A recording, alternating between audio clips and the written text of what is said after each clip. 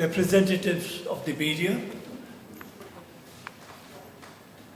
members of civil society,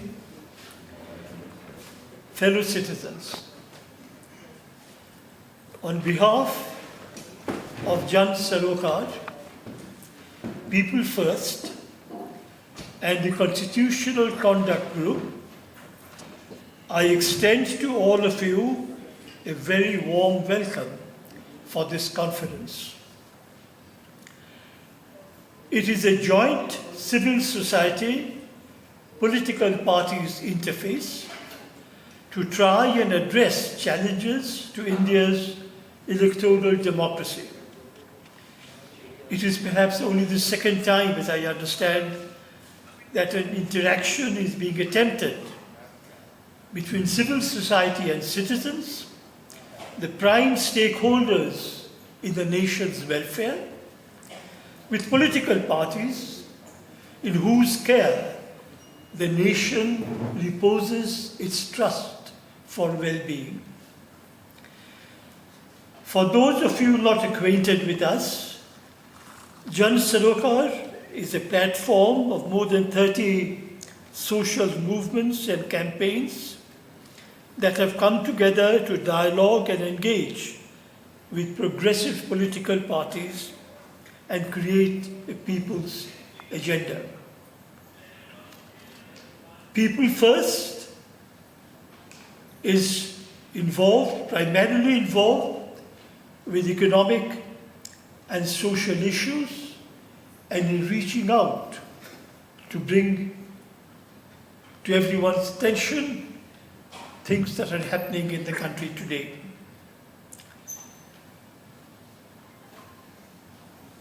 Both Jan Sarokar and People First are active in their respective fields, while the Constitutional Conduct Group, to which I belong, comprises retired civil servants and addresses itself, as the name implies, to constitutional issues.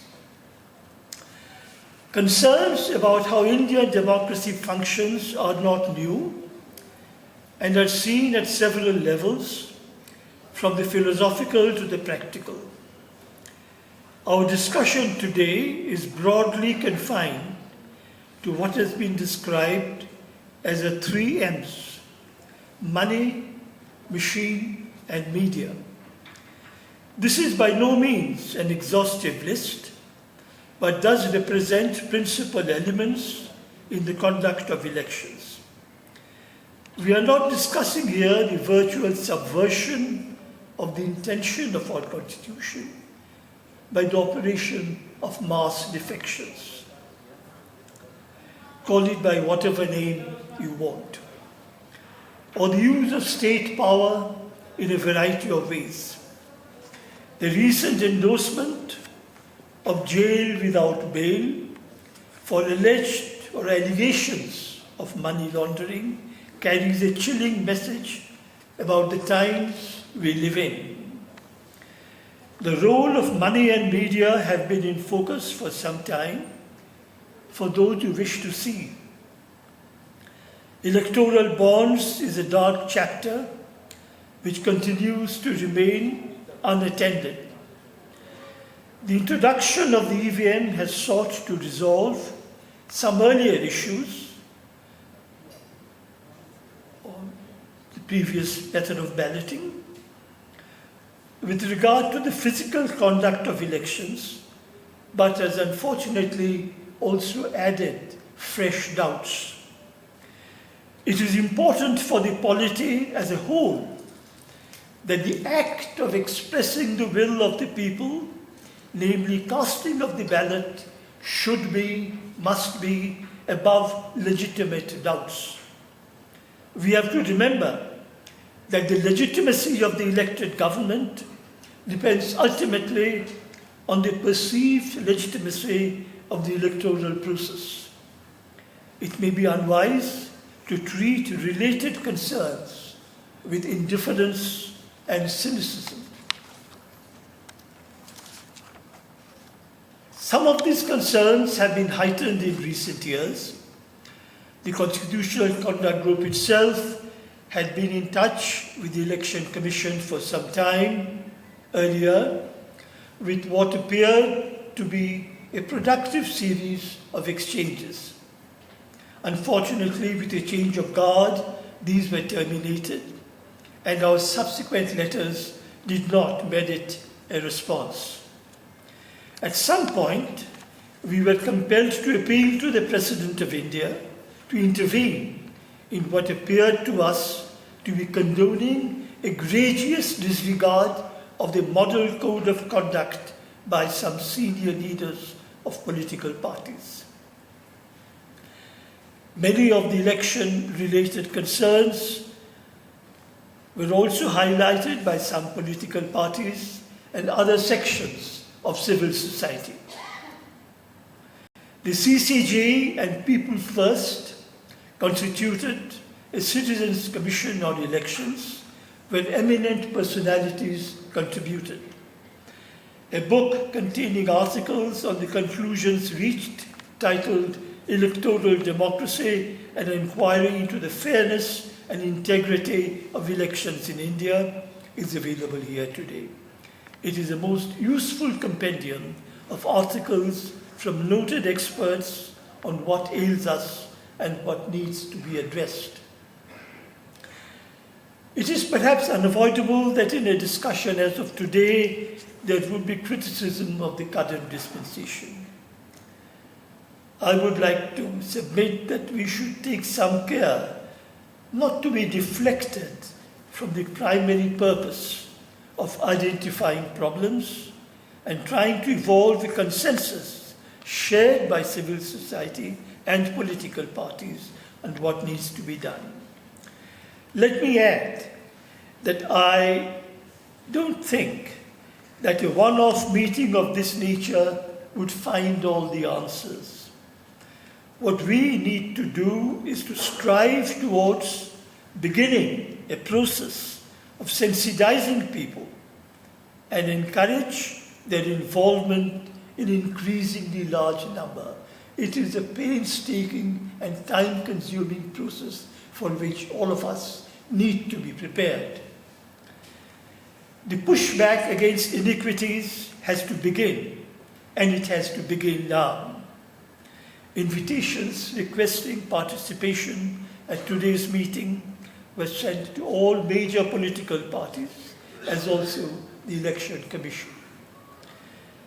In 2 days, India celebrates 75 years of independence. It is a good moment to recall the enormous sacrifices in blood and tears made by our forefathers.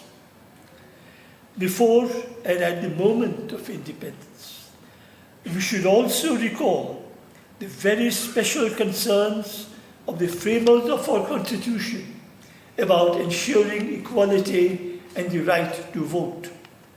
We need to reflect on how far elections have been allowed to become an exercise of money power and caste manipulation.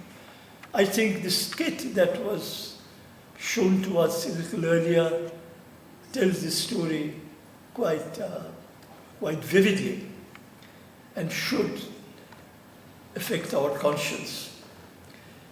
Before we seek representation, the comments from the representatives of political parties present here, and I see many senior members,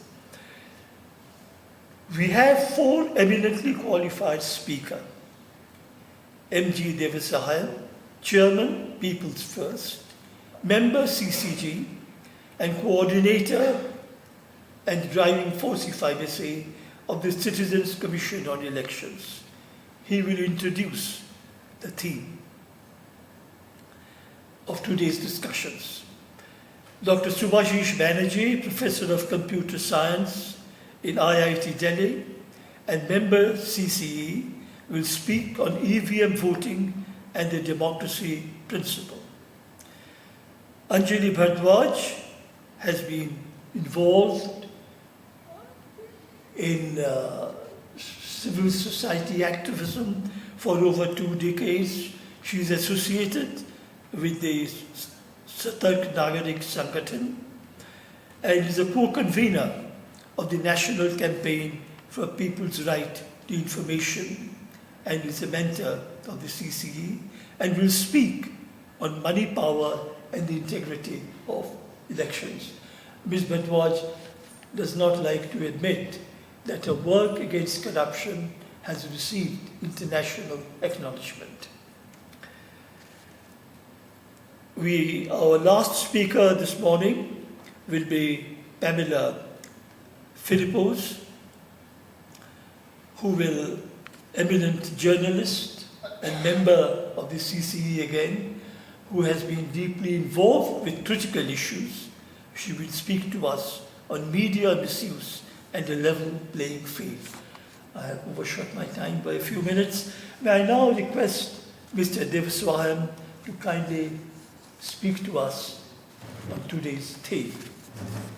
Today. I heartily welcome the senior leaders of the political parties and civil society and other people who are present today on this important conference. Perhaps this was the first time we are doing this interaction, civil society and political parties interaction in a systematic and organized manner. Now we are doing it on a very auspicious occasion. Today is the eve of the 75th year of our independence. Tomorrow, 75 years ago, in the midnight of tomorrow, India became free. I was a toddler, 5-6 years old toddler. I still remember little memories. But then, as you grew up, the enormity of this transformation struck me. There was no major transformation from the economic side or political or social on that night. But on the 16th morning, as I recollected, perhaps our education system did not impart me that knowledge. Later I came to know as I progressed in life that every person of the country who was a subject on the 14th of August 1947 became a citizen on 16th morning 1947. This is an earth-breaking transformation. People have not realized it. Even now, 95% of India does not realize. That was a transformation. From a subject to multitude of Maharajas and princes and colonial Britain, we became independent citizens of India. Next couple of years, Constitution was put together and we had a Constitution on 26th January 1950, where Article 326 says adult suffrage, every citizen. The word citizen is used in Article 326. He was completed age 21, I became a voter, and subsequently it became 18. The difference between subject and citizen is enormous. A subject is supposed to obey the government. A citizen is supposed to command the government. Ocean of difference. Because the subject doesn't create the government, whereas the citizens create the government. In 75 years, we are celebrating, we are distributing tirangas all over the place. Have you realized that? I'm afraid no. I virtually grew up with the country. I was born just 5-6 years before independence and grew up. No, I don't think so. 75 years, we have realized this basic dictum of India's democracy, that citizen is the one who commands and government is the one which obeys. But what is happening is just the other way around. Government keeps on commanding and citizen keeps on obeying, and if citizen even makes the slightest dissent, I don't know, God alone knows the number of laws that we have, the sedition, the UPA, this, now the latest fashion is money laundering, and you are put behind bars, no bail, nothing. There may be criminals, but you can't treat every citizen of this country as criminals. Then there is no democracy. Now coming to the subject, how is this citizens' role in forming the government, sustaining the democracy, is done through the process of election. It's the election. The elections have become synonymous to democracy. We have the social contract theory, we have definitions that only through the electoral process people express their will.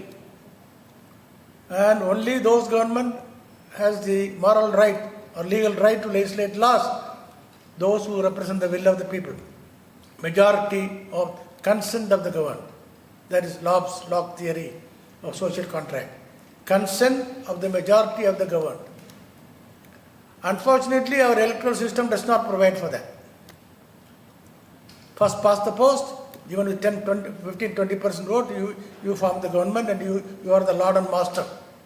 75% have not voted for you, but still you are the lord and master. That's a highly, I am not going to talk about that. At least what we have now, should we not have an election with fairness, equity, integrity? I'm afraid, no, we don't have that. We did not want to talk through their hat. So what we did was, in 2018, we initiated a process. CCG, Mukherjee has mentioned. And then we knocked at the gate of the Election Commission, no response. We knocked at the gate of the Supreme Court, no response. They have no time to conduct free and fair election. They have no time. They think that everything is okay. Everything is not okay. In the CCG, out of the 200 members, more than 150 are from the Indian Administrative Service. And every one of us have conducted election during our period. Not one, multiple elections. So we have knowledge what the election is, but of course during our time it was paper ballot. Now it is electronic voting machine, but the basic concept is the same.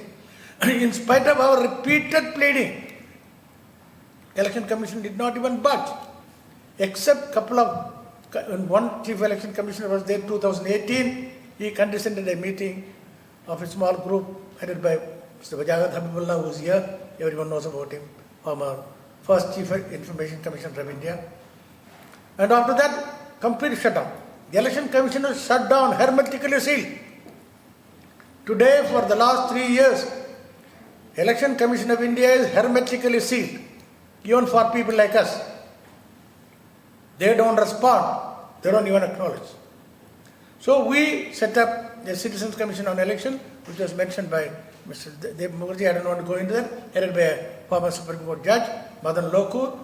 Wajagat Habibullah is the vice chairman. We had Madras High Court judge, eminent journalist, eminent jurist, and technical experts. Subhash Banerjee of IIT Delhi, Professor of Computer Science, and he put together an international panel. Best brains in the world on machine voting. Best brains. Nobody can surpass them, but 14, 15 of them. They all deposed before the commission. We came out with the report, volume 1 in 2021, January, volume 2, we looked at 6, 7 subjects. Practical. One was electoral roll, the inclusiveness of electoral roll. Second, democracy principles and EVM and machine voting. What is democracy principles? Machine is not supposed to know whom you have voted for, how you have voted. The voter must know. Vote as intended. He intended to vote for so and so candidate. He should be satisfied with his own eyes, his own knowledge. Vote as intended. Cast as intended. Recorded as cast. Was it recorded as cast? His own eyes must tell them. It was recorded. He must have the knowledge. And counted as recorded. 3 cardinal principles.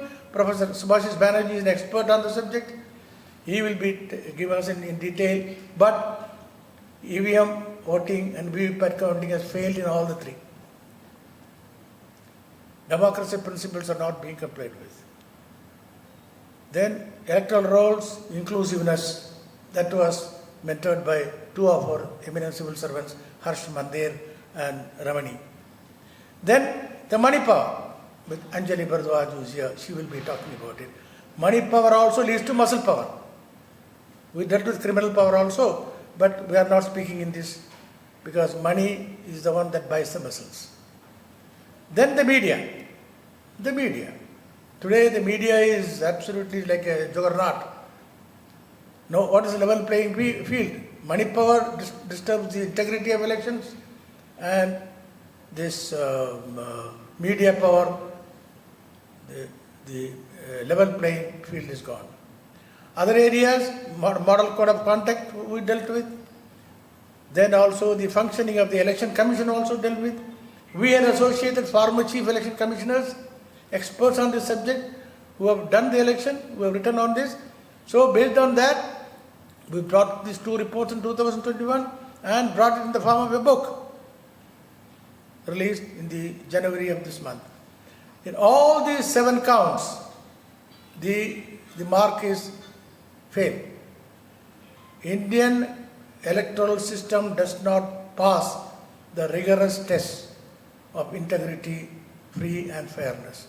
I am openly saying that with all confidence because I was involved in this for last several years. In fact, initially I set up a forum for electoral integrity to defend, speak for, because election commissioners could not speak. Qureshi was the chief election commissioner at the time. We used to take cudgels for them.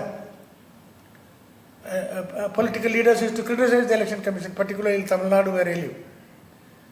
But then now, after 10 years, I find shockingly election commission has become rather, a villain of the integrity of election. So the whole idea is, since we did not get any response from election commission, since we did not get any response from the Supreme Court, we had to place this before the ultimate people who are the sovereigns and political parties who represent their sovereignty.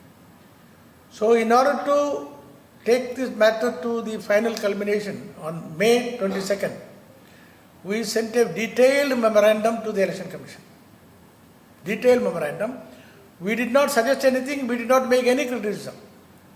17 questions were put to the Election Commission expressing the grave doubts on the integrity of the electoral machine voting. And Election Commission is more than 3 months now. They did not bother to acknowledge. They think that citizens and people like us are nothing. They are only loyal to some people sitting in somewhere. They will go and run the meeting, and then negative, in the last few years, Election Commission is going on the negative path. Anjali has a personal experience. They were initially opposed the electoral bonds. Now they are supporting electoral bonds.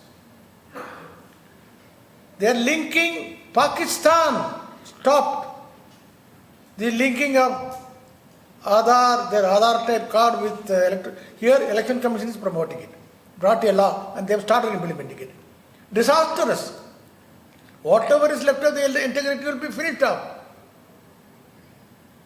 If the Aadhaar, because Aadhaar is a porous and not a genuine document.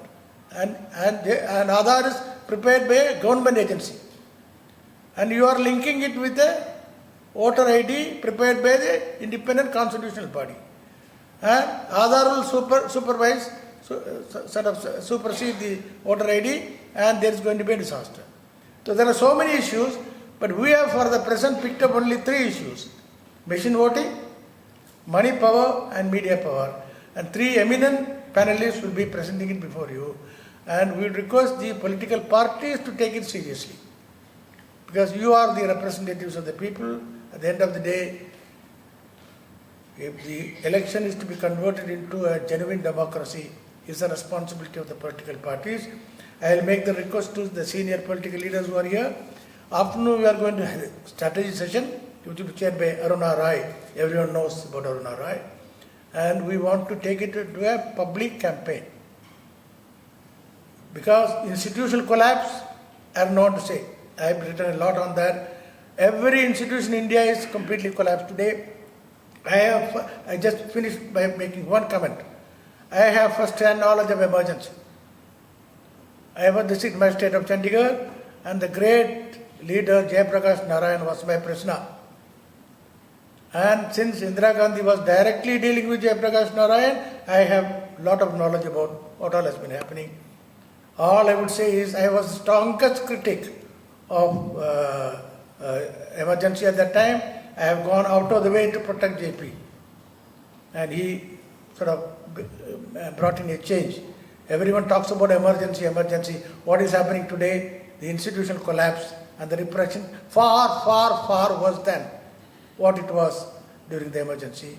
Unless we bring this electoral process into a high level of integrity, I don't see any future for India's democracy. Thank you very much.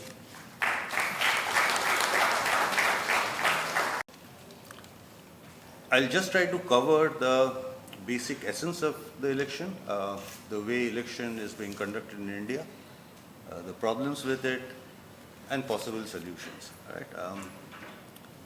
So Hindi. So बीच-बीच में मैं हिंदी में भी बोलने की कोशिश करूँगा. So democracy principles, as Mr. Devasayam has said, essentially means zero trust on anybody. Right? A voter should be able to verify every process of the election by himself or herself. So the voter should not have to trust the election authority. The voter should not have to trust any expert. The voter should not have to trust any machine, experts certifying the machine being correct. Right? The voter should not even trust a ballot box. Or anything at all, or even the counters, right? So the entire process needs to be transparent and clear. That's the basic democracy principle for any election, not only in this country, but in any country. And Mr. Devasayam indicated that it has three essential steps that the voter should be able to verify that the vote is cast as intended, जो record हुआ वो सही है, machine में हो, कागज में हो, जहीं पे भी हो, जो रिकॉर्ड हुआ वो सही है, ये फर्स्ट रिक्वायरमेंट है. Second is what comes up for counting on the table are those votes that were cast. Right? So this is called recorded as cast, recorded on the counting table. गणना के पहले जो table पे रखा गया वो सही है. So those were exactly the intended votes that were cast. That's the second step. And the third, which is the easiest, is जो टेबल में है वो सही काउंट हुआ है, counted as recorded. These are the three essential steps that all elections should certify or prove, right? And this should not involve any expert knowledge. None of these steps should involve any expert knowledge. All these three steps should be completely transparent and understandable. If it requires expert knowledge, in some case, then I should be able to bring my expert and Anjali should be able to bring her expert, right? So, and if need be, they can fight. And the other requirement is secret ballot. That हम किसको vote दिया वो leak नहीं होना चाहिए. That should be completely secret, right? So these are the only requirements. So election is a simple thing, right?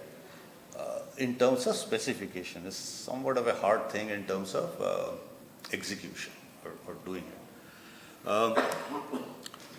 So let us look at a machine-only solution, an EVM-only solution, just an EVM, no VVPAT, no paper record, just a machine. Let's consider that solution for the time being. This is the way elections were conducted in India for a short period before 2019. 19 is when VVPAT completely came in, right? So there you press a button. So there are two types. In America, you scan a ballot, but in India, आप एक button दबाते हैं और एक vote record हो जाता है machine के अंदर. Now this, no voter has a direct method of knowing what has got recorded. Right? I have pressed 1. The machine may show me 1, but that does not mean that it has recorded 1. Right? So इसके electronic memory में क्या record हुआ? This is impossible to establish unless you can prove that the machine is correctly working. And there is a theorem in computer science from way back, 1992, that says that anything as complicated as an EVM cannot be proved correct. कोई एक EVM को सही साबित नहीं कर सकता। ये गणित से प्रमाण किया जा सकता है that it is an impossibility, ये हो ही नहीं सकता, राइट। तो proving that the election is correct is the election commission's responsibility. It's not my responsibility to show that I can hack it. ये argument ही गलत है, right? That I can't hack it does not mean that my student can't hack it or Anjali cannot hack it, right? So that you cannot hack or an EVM has not been hacked in no way proves that EVM cannot be hacked, right? So that line of argument is childish and it does not make any sense. It is the responsibility of the people who have deployed an EVM to prove it correct, and there is a theorem to show that they cannot do it, right? Nobody can do it. So an EVM cannot be proved correct. And if you can't prove an EVM correct, then you can never prove that what you have pressed is what has got recorded. So cast as intended, recorded as cast, counted as recorded, none of these things can be proved in an electronic voting machine. And there's no debate on it. This is well understood in the literature, both in electronics literature and in computer science literature, and not today. This is settled business from 1992, right? And there are adequate evidence on this, and there is no dispute on this actually. So this more or less resulted when direct record electronic EVMs were getting used in Europe, also in India. It went to court in India, it went to court in Europe. And the German Constitutional Court gave a ruling. And the ruling is very misunderstood. The German Constitutional Court, the ruling essentially had two parts. The first part is what I have already said, that using electronics or any other technique is constitutional only if it can be verified by the common man and no expertise is required. So that's the first part of the ruling of the German Supreme Court. The second part of the Supreme Court is that if you use technology, for example an electronic voting machine, then it can be allowed only if its correctness can be checked by a complementary method, by a common man. That आप उसको use कर सकते हैं, ऐसा नहीं है कि electronics को आप यूज़ नहीं कर सकते हैं, लेकिन इलेक्ट्रॉनिक्स का सही it's being used correctly, इसका निर्णय कोई भी कर सकता है. It should not require an expert. These are the two essential part of the German Constitutional Court, and actually that's standard jurisprudence. So German Constitutional Court did not ban electronic election, right? It allowed it, and electronic election actually happens in Germany even today. But there is a parallel paper trail. So when you say paper-based, it does not mean no electronics. It means both paper and electronics, right, simultaneously. So Ireland, Germany, France, England, Spain, United States of America, none of them use a pure electronic election. Pure electronic election has been used only in India and probably for one or two elections in Switzerland, and they have also discarded it, right? So that's the state of affairs. Now, what about paper-based voting? Suppose you do pure paper-based voting. Do you satisfy the properties? The answer is no. Pure paper-based voting is a dangerous thing to do, right? The reason is, can you do cast as intended? Yes, you can do cast as intended because you are putting the paper in a box. That's easy, right? Can you do recorded as cast? No. Nobody can prove that you can do recorded as cast, right? So it has got the same problem as an electronic vote, that after the voter puts the vote, whether in a machine or in a ballot box, the voter loses control, right? There is no way of knowing that what has gone into the ballot box is what will come out during counting. And again, there is a theorem that shows that there is no way to prove this. Nobody can establish a paper-based election correct, right? So, and this is also standard jurisprudence. And world over, there is a movement to move away from a pure paper-based voting because that does not have a recorded as cast, and if it's not recorded as cast, there is no way to prove that it is counted as cast. And people like me who have grown up in Bengal, we know about that what goes in may not be what comes out, right, during the counting table. And so it sort of provides an illusion of verifiability. There is not real verifiability out there. So, but before you had technology, you had no other way but to do paper-based election. It does not mean that you need to go ahead with a paper-based election now. And you can go ahead with a paper-based, pure paper-based election, but that would require those non-technical processes of sealing a ballot box, putting signatures, agents of the political party putting their seals, then the entire custody chain being managed correctly, right? And to ensure that when it comes up for counting, what has come out is correct.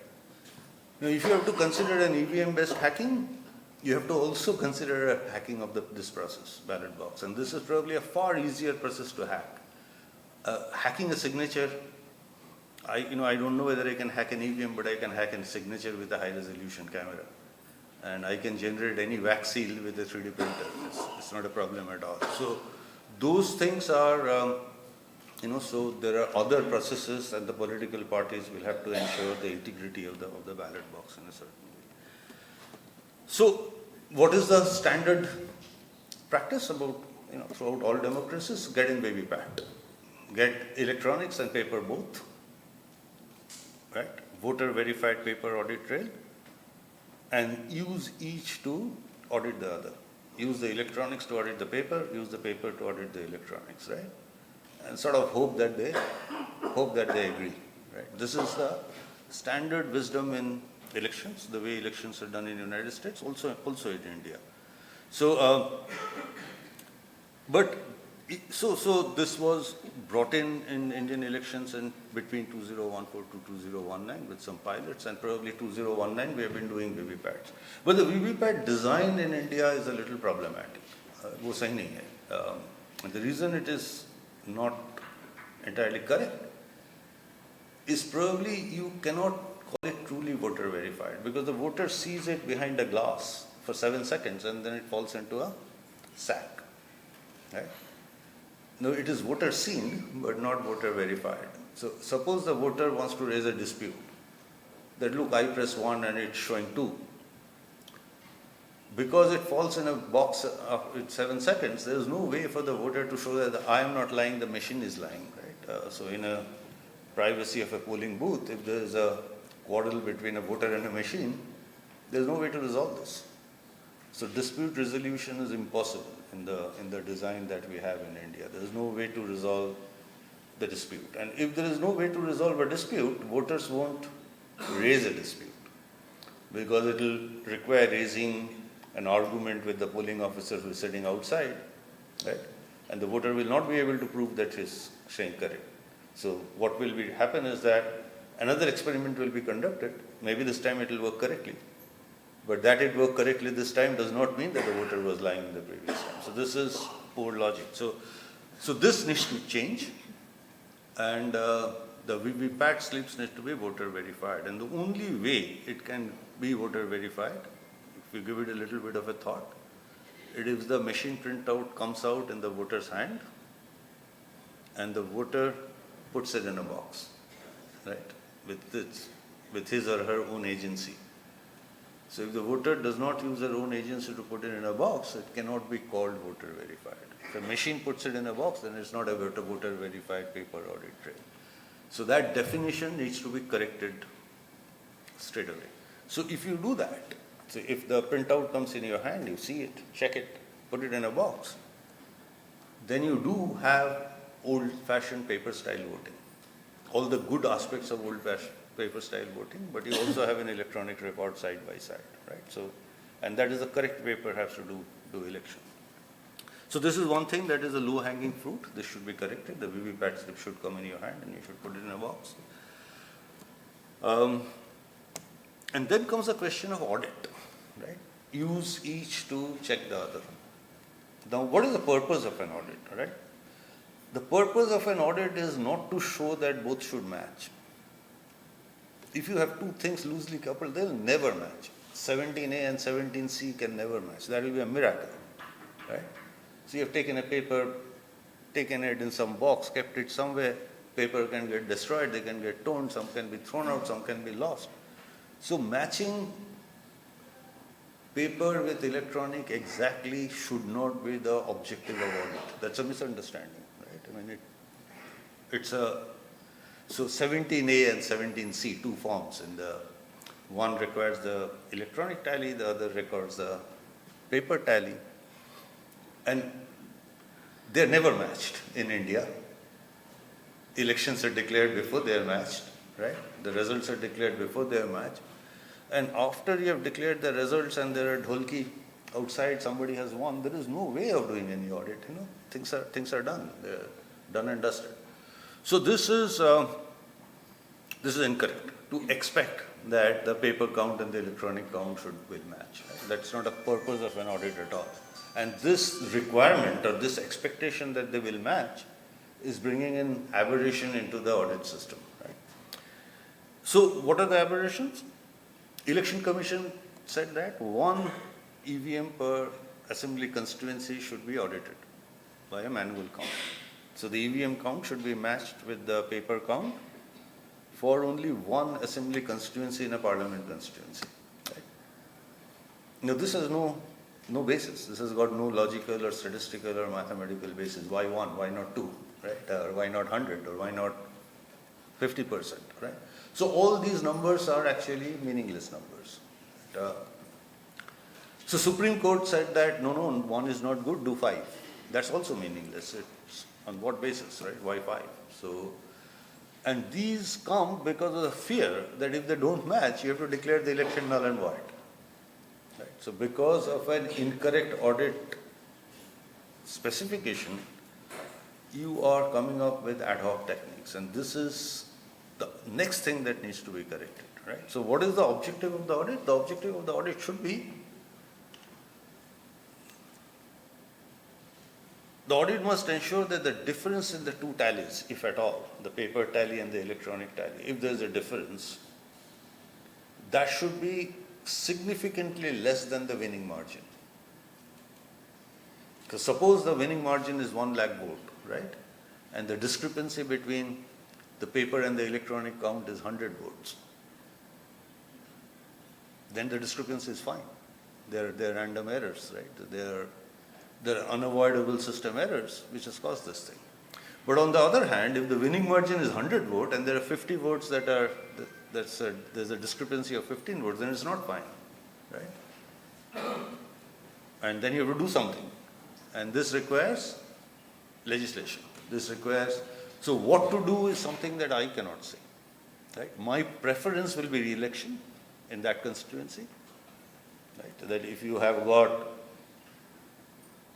the electronic tally versus the paper tally difference is 50 votes, and the winning margin is 100 or 200 votes, they're of the same order, then I would say re-election is the only option.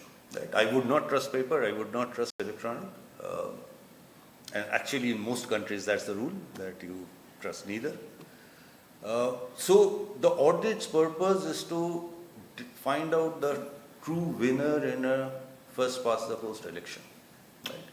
And having the confidence in the result that the true winner has emerged, and that does not depend on matching 17A and 17C. Right? It depends on matching 17A and 17C, but in some numbers, not in exact terms. So, the amendment to the Representation of People Act 2013, they said that in case of a mismatch in the two tallies, the VVPAT of the paper count should prevail. Right? Now, obviously, the Election Commission made the rule and they are unhappy with it, so they don't do it. So what prevails in practice is the EVM count, right? And never the VVPAT count, and the VVPAT is never counted completely in any case.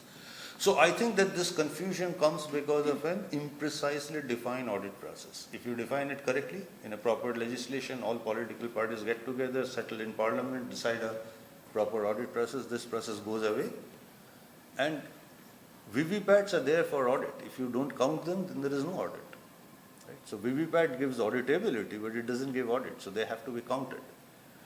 And a full manual count is a little bit rhetorical, but there is nothing wrong with it. If you want to do a full manual count, it can be done very easily with you have cash counting machines. All banks use it.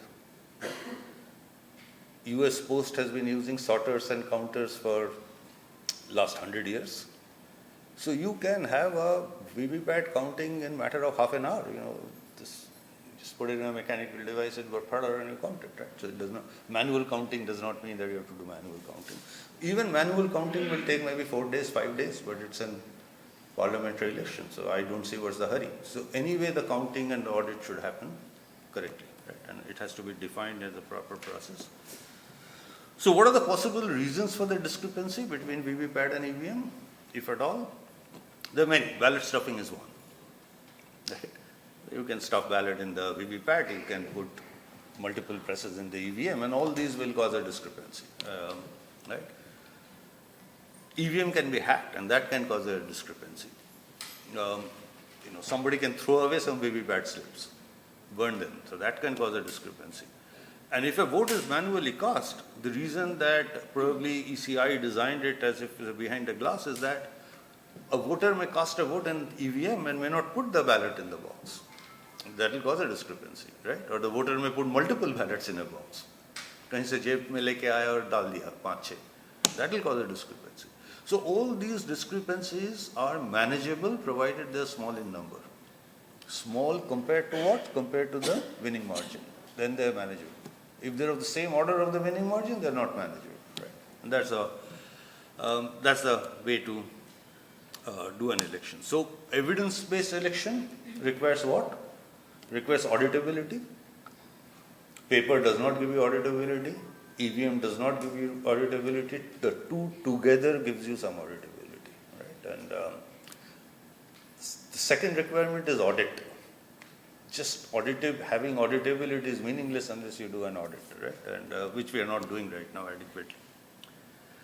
So you need to move away from certification on this endless debate about EVM correct, who manufactured it, this, that. That's all meaningless debate, right? Whoever manufactured it, it cannot be proved correct. So one needs to demonstrate election's correctness independent of machines. The ECI is responsible to demonstrate and convince everybody that the election is conducted correctly, independent of any machine at all. Only then an election is kosher. So there is this process, how to do this audit, what level of discrepancy is tolerable. All this is a well-established process in election. It's called a risk limiting audit of election. It's called evidence-based election. It's a I'll just finishing. It's a paper that came out by a professor of statistics at University of Berkeley, California. It's worldwide accepted and it is out there in the open. Professor Philip Stark is deposed to the CCE. Right? His deposition is available in the CCE page in the book that was mentioned. And that is the correct way to do an audit, and there is no reason not to do an audit that way. Right? And finally, make all designs and all decisions publicly available, which is not true currently. I think that's all. I'll stop here. And, आज हम लोग 3 मुद्दों पे बातचीत कर रहे हैं। एक मुद्दे पे अभी सुभाशीष ने बात रखी मशीन के मुद्दे पे। मैं मनी जो कि पैसा है, जो खेल है, जिसका हम कहते हैं आजकल चुनाव जो है पैसों का खेल बन के रह गया है, उस पर मैं बात करूँगी। CCE में मनी पावर पे जो बातें हुई, जो रिपोर्ट में आई, उसमें मैंने भी हिस्सा लिया था। तो हम सब समझ रहे हैं कि चुनाव पैसों का खेल हो गया है। पैसे होते हैं तो कई पार्टियां, मीडिया, प्रचार उनके कंट्रोल में होता है। वोटर्स को कैसे दबाव बनाना है, डराना है, वोट खरीदने की कोशिश करनी है, ये सब पैसों के दम पे हो रहा है। और आजकल तो हम ये भी देख रहे हैं कि चुनाव के बाद रिजल्ट कुछ भी हो, लेकिन कुछ पार्टी हैं जो कि सरकार उन्हीं की बन जाती है। तो बहुत खुले से कहा जाता है कि द लोटस इज ब्लूमिंग, और कमल खिल रहा है, लेकिन ये सब जो है हमारे जो चुनावी प्रक्रिया है, लोकतांत्रिक प्रक्रिया है, उसे पूरी तरह से नष्ट कर रही हैं ये सारी जो काम हो रहे हैं, और पैसे के जो दम पे हो रहे हैं। और हम सब जानते हैं कि चुनाव में जो उम्मीदवार हैं उनके लिए पैसे कितने वो खर्च कर सकते हैं चुनाव के समय पे एक सीलिंग है, लेकिन पार्टियां कितने पैसे खर्च कर सकती हैं उस पर कोई सीलिंग नहीं है, कोई रोक नहीं है। एक बड़ा मुद्दा जो पैसों से संबंधित है, जिसके बारे में आज स्पेसिफिकली चर्चा के लिए कहा गया है, वो है कि पैसे कहाँ से आ रहे हैं पॉलिटिकल पार्टीज के पास। क्या हमें मालूम है कि वो पैसे पॉलिटिकल पार्टीज के पास कहाँ से आ रहे हैं? अब हम रिपोर्ट्स देखते हैं, ऑक्सफैम की रिपोर्ट है जिसमें कहा गया है कि देश में 9 परिवार ऐसे हैं जिनके पास 50% धन इकट्ठा है इस देश में। तो जब पॉलिटिकल पार्टीज को पैसे मिलते हैं, वो कौन दे रहा है पैसे, ये जानना बहुत ज़रूरी है, क्योंकि जब पैसे दिए जा रहे हैं, स्पेशली जब पूंजीपति कॉरपोरेट्स पैसे दे रहे हैं, वो जनहित में तो नहीं दे रहे, वो देश प्रेम के लिए नहीं दे रहे हैं, वो इसलिए दे रहे हैं, जिसे हम अंग्रेजी में कहते हैं क्विड प्रो क्वो। वो ये चाहते हैं कि जो पॉलिटिकल पार्टी को वो पैसे दे रहे हैं, वो पार्टी जब जीते तो उनके लिए काम करे, उनके हित के लिए काम करे।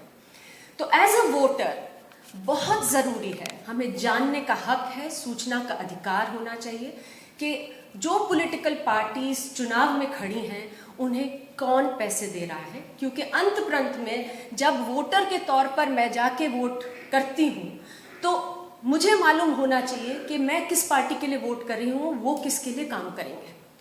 और अगर वो सूचना मेरे पास नहीं है तो चुनाव का प्रक्रिया चलती रहे, और अगर जिस तरह से बेहिसाब पैसे का खेल हो रहा है, हर साल अलग अलग जगह पर चुनाव होते हैं, कहीं state election, local elections, national elections, वो चलते रहे, लेकिन जो वोटर का अधिकार है, जो सॉवरेनिटी है एक वोटर की, एक सिटीजन की, नागरिक की, वो नहीं रहेगी। अब इस पूरे जो माहौल में हमने देखा भी है, पिछले कुछ सालों में कृषि कानून आए, फार्मर्स के जो लॉज आए, और हम बार बार सुन रहे हैं कि 10 लाख करोड़ रुपए माफ कर दिए गए हैं कुछ बड़े पूंजीपतियों के, हमारे पब्लिक सेक्टर बैंक्स के द्वारा।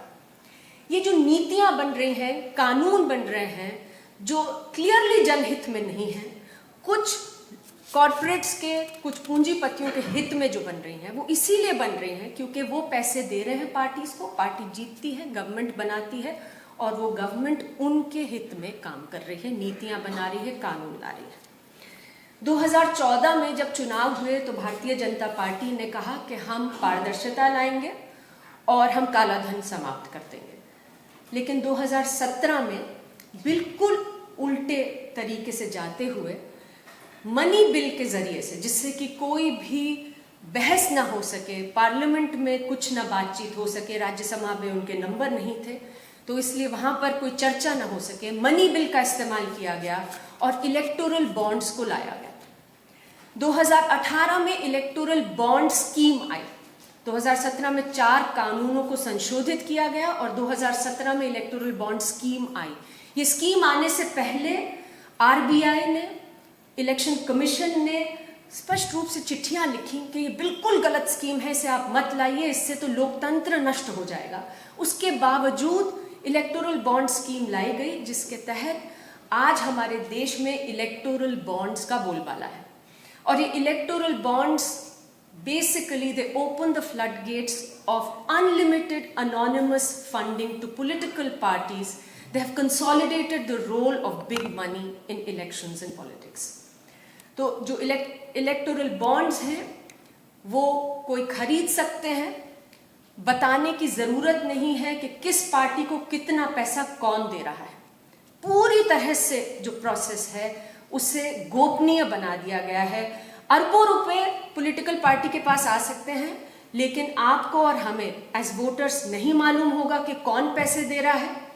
जो विपक्षी दल है जो लोकतंत्र में इतने ज़रूरी हैं उन्हें मालूम नहीं होगा, लेकिन इलेक्टोरल बॉन्ड स्कीम जिस तरह से बनाई गई है, इलेक्टोरल बॉन्ड्स एसबीआई जारी करते हैं, तो जो पार्टी इन पावर है, जो अभी हम जानते हैं बीजेपी है, उन्हें मालूम है कि कौन इलेक्टोरल बॉन्ड कितने किस पार्टी को दे रहे हैं, क्योंकि ये पूरी इन्वेस्टिगेटिव जर्नलिज्म हुई है कि एक अल्फा न्यूमेरिक नंबर है जो यूवी लाइट के अंडर नजर आता है, ट्रैक किए जाते हैं इलेक्टोरल बॉन्ड्स, एसबीआई दे रहा है, इश्यू कर रहा है बॉन्ड्स, तो सरकार को मालूम है, किसी और को इस देश में नहीं मालूम कि इलेक्टोरल बॉन्ड्स किस पार्टी को कौन दे रहा है, कितने। तो जाहिर है कि जो सरकार है उसके पास पूरा तंत्र है। आजकल तो हम देख रहे हैं ईडी, सीबीआई और किस तरह से जोर पे काम होता है, तो उन सब के जरिए से और ये लेवल प्लेइंग फील्ड जिसकी अभी जिक्र भी हुई, उसे भी पूरी तरह से डिस्ट्रॉय कर दिया गया है। क्योंकि अगर कोई पैसे देता है इलेक्टोरल बॉन्ड के जरिए से किसी और पार्टी को, विपक्षी पार्टी को, तो सरकार उन पर दबाव डालकर नहीं पैसे देने देती। और हम ये देख रहे हैं कि 10,000 करोड़ के इलेक्टोरल बॉन्ड्स आज तक लगभग खरीदे गए हैं, दिए गए हैं, और उसमें से लगभग 70% भारतीय जनता पार्टी को गए हैं। तो हम आज के कॉन्टेक्स्ट में जब हम मनी पावर की बात कर रहे हैं, हम जब बात कर रहे हैं कि कंपनी का राज तो नहीं होता जा रहा, अभी प्ले भी हमने जो नाटक भी देखा, तो ये स्पष्ट हो जा रहा है कि जिस तरीके से पैसे का लेन देन का पूरा सिस्टम चल रहा है, funding of political parties and elections हो रहा है, तो लोगों का तंत्र, लोकतंत्र तो नहीं बचेगा इस देश में। तो अगर हम नहीं चाहते कि 9 परिवारों का तंत्र चले, अगर हम वास्तव में चाहते हैं कि लोकतंत्र चले, हम चाहते हैं कि जो चुनावी प्रक्रिया जो है वो रोबस्ट हो, तो 2 या 3 मुद्दे बार बार आ रहे हैं। पहली चीज कि जो इलेक्टोरल बॉन्ड स्कीम है उसे तुरंत विद इमीडिएट इफेक्ट उसे बंद कर दिया जाए, उसके in its current form it must be immediately discontinued. दूसरी चीज, ट्रांसपेरेंसी, पारदर्शिता हो सारी पॉलिटिकल पार्टी फंडिंग में। पैसे कहाँ से आ रहे हैं, कितने आ रहे हैं पॉलिटिकल पार्टीज को, ये लोगों को मालूम होना चाहिए। और एक सीलिंग होनी चाहिए जब चुनाव भी हो रहे हैं, न केवल जो हमारे कैंडिडेट्स हैं पर पॉलिटिकल पार्टीज भी कितना खर्च कर सकती हैं। धन्यवाद। Power and how it is changing elections in this country. I want to add to it, because policy making is very much part of this whole process. I would like to add to it media power, because both media and money power go hand in hand when we talk about election results. Why do we demand that Election Commission of India respond swiftly to the innumerable ways in which communication technologies and media messaging is destroying the credibility of Indian elections?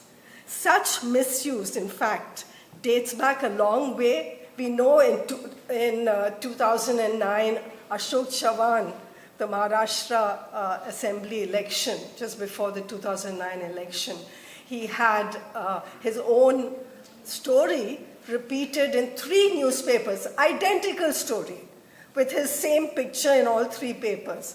And it created such a scandal because people said this is paid news.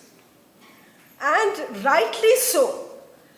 And people, in fact, I remember Sainath at that point saying that if we don't stop paid news, it will finish us as a media, which is all very well.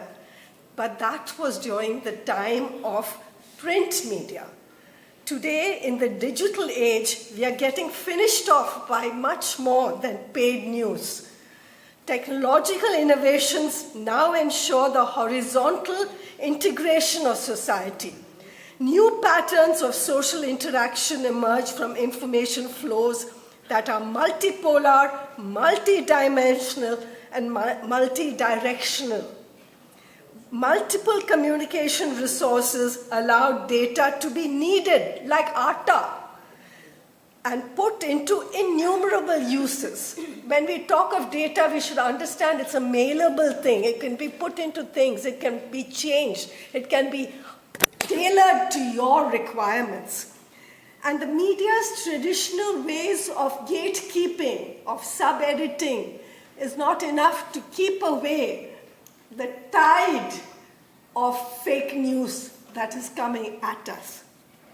Unsurprisingly, it is in the arena of electoral battles where big money, and Anjali has just talked about the 9 big corporates that are controlling the country today. So this is where big money and big power coalesce. We see some of the worst instances of such abuse today because of all this. The example of Cambridge Analytica harvesting voter data, we know. They used voter data taken from people's social media posts and IDs and use it to sell it to political parties in order to game elections. The money-fueled general election of 2014 in India marked a turning point in India's mediated elections. In terms of legacy media, there were 300 odd, lots of channels and newspapers. Dainik Jagran at that stage had a readership of 16.63 million. But what made this election unique was the 300 million internet users. For the first time, they played a role in elections.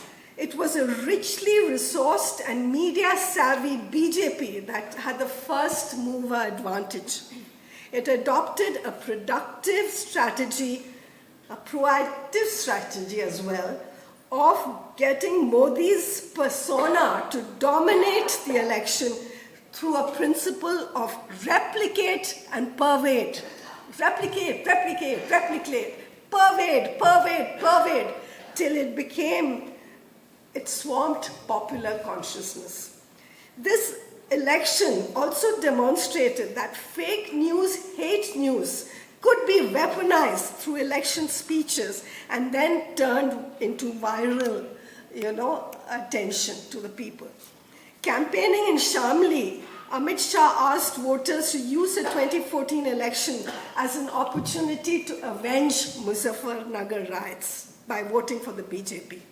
Narendra Modi spoke of the pink revolution.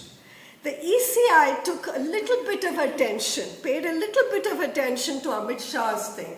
They completely ignored Narendra Modi's comments. And even the Amit Shah thing, after a while, they let it go. They didn't follow it up.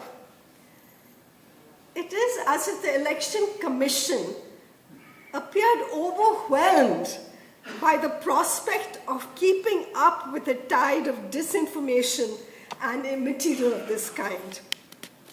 This feeling of inadequacy on the part of the Election Commission was combined with the willingness to submit to the directions from the top coming to it. And in 2019 general election, communication technologies had proliferated even more than from 2014. Smartphone users had risen from 115 million in 2014 to 450 million in 2019. WhatsApp users touched over 300 million, circulating sharply targeted visual material cheaply and quickly. The abject failure of the ECI to respond in a cogent way to this was made most apparent when the Namo TV app came. And we all know about it, so I won't dwell on it much. But what is interesting is that the ECI could have taken strict action against it. It only sought a clarification from the Ministry of INB. And the Ministry of INB said, it's not public money that is funding Namo TV, it is private funding, so it's all right. I mean, that's the implication. And as a result, you had this atrocious app, remaining throughout the entire election and disappearing on the last day of electioneering. So that was how things had changed from 2014. What is curious about the ECI's apathy was that year, before the 29th general election, it had actually set up a committee to look into the tide of skewed news. The committee had lots of stakeholders, all the important stakeholders, and they had given a report before the general election. But instead of rolling out the recommendations, it decided to sit on it. The election came and went, the Nama app came and went, and as Paranjoy Guha Thakurta points out, the report was submitted on January 2019, but its contents was not known till July 12, 2019, more than 6 weeks after the general election results. So it meant that the EC just let go of an opportunity to correct itself. It didn't care. Law professor Mohsin Alam Bhatt points out that there are 21 instances where the model code of conduct was violated in the 2019 general election, according to the ECI's own website. In 3 cases, after investigation, the poll found the complaints against Digvijay Singh and Ibobi Singh of the Congress party was baseless. And the BJP's Vijay Rupani was also found to be baseless. It slapped campaign bans against Sidhu and Mayawati for calling out on Muslims to vote en bloc. Azam Khan was also given some 48-hour campaign ban. But when it came to 3, 1 against Shah and 2 against Modi, the ECI disposed the complaints without giving any reasons. Ashok Lavasa's reported dissent on this clean chit reveals the lack of transparency about that decision. The more things change, the more they remain the same. And if the right actions had been taken in 2019, we would not have had the elections in Uttar Pradesh being conducted under a genocidal call. It's a blot on our country that we had an election conducted after the Haridwar Dharam Sansad had called for a genocide. Any conflict from any part of the country that had a communal edge to it was co-opted into the campaign in 2022, earlier this year. A crude cartoon based on the death sentence given to Muslim convicts in the Ahmedabad serial blasts were circulated in a celebratory manner, but the EC had nothing to say to it. How do we, as civil society, respond to the crisis staring us in the face? Who may the stakeholders of such a response be? How do we ensure that there's a level playing field for political parties? Although skewed media has enormous repercussions for Indian democracy, there's a disturbing inertia on the part of ordinary voters to this concern, which rises from a combination of ignorance, indifference, and most important of all, political partisanship. Let's not forget that. There are lots of people invested in the new common sense. So we have to think of how we respond. And the Constitution Conduct Group has spoken out on very important moments on these issues. The Bangalore-based hate speech Beda has systematically decided that they will try and call out all the hate speech swirling around Karnataka's public sphere. Those journalists who are committed to professional ethics may try and mount a challenge. But inevitably, they lack the training to negotiate the data minefield. There is need, therefore, to educate newsrooms on the use and abuse of data journalism. There's also need to be stricter regulation of popular money-spinning programs like opinion polls and exit polls, which have seriously undermined poll outcomes. Recently, we had India Today put out this, state of the nation. And it is as if they've already declared the results of 2024. If this is not priming common sense to have a certain effect, a predetermined outcome, what is it? How do we respond to this? There's talk that the Supreme Court is getting transformed into an executive court in today's India. Is it the case that the Election Commission is ending up as an executive commission? That is the question we should ask ourselves. Thank you. प्रस्ताव एक और बार हम एक तरीके से मैं बहुत संक्षेप में आपके सामने रखूंगा।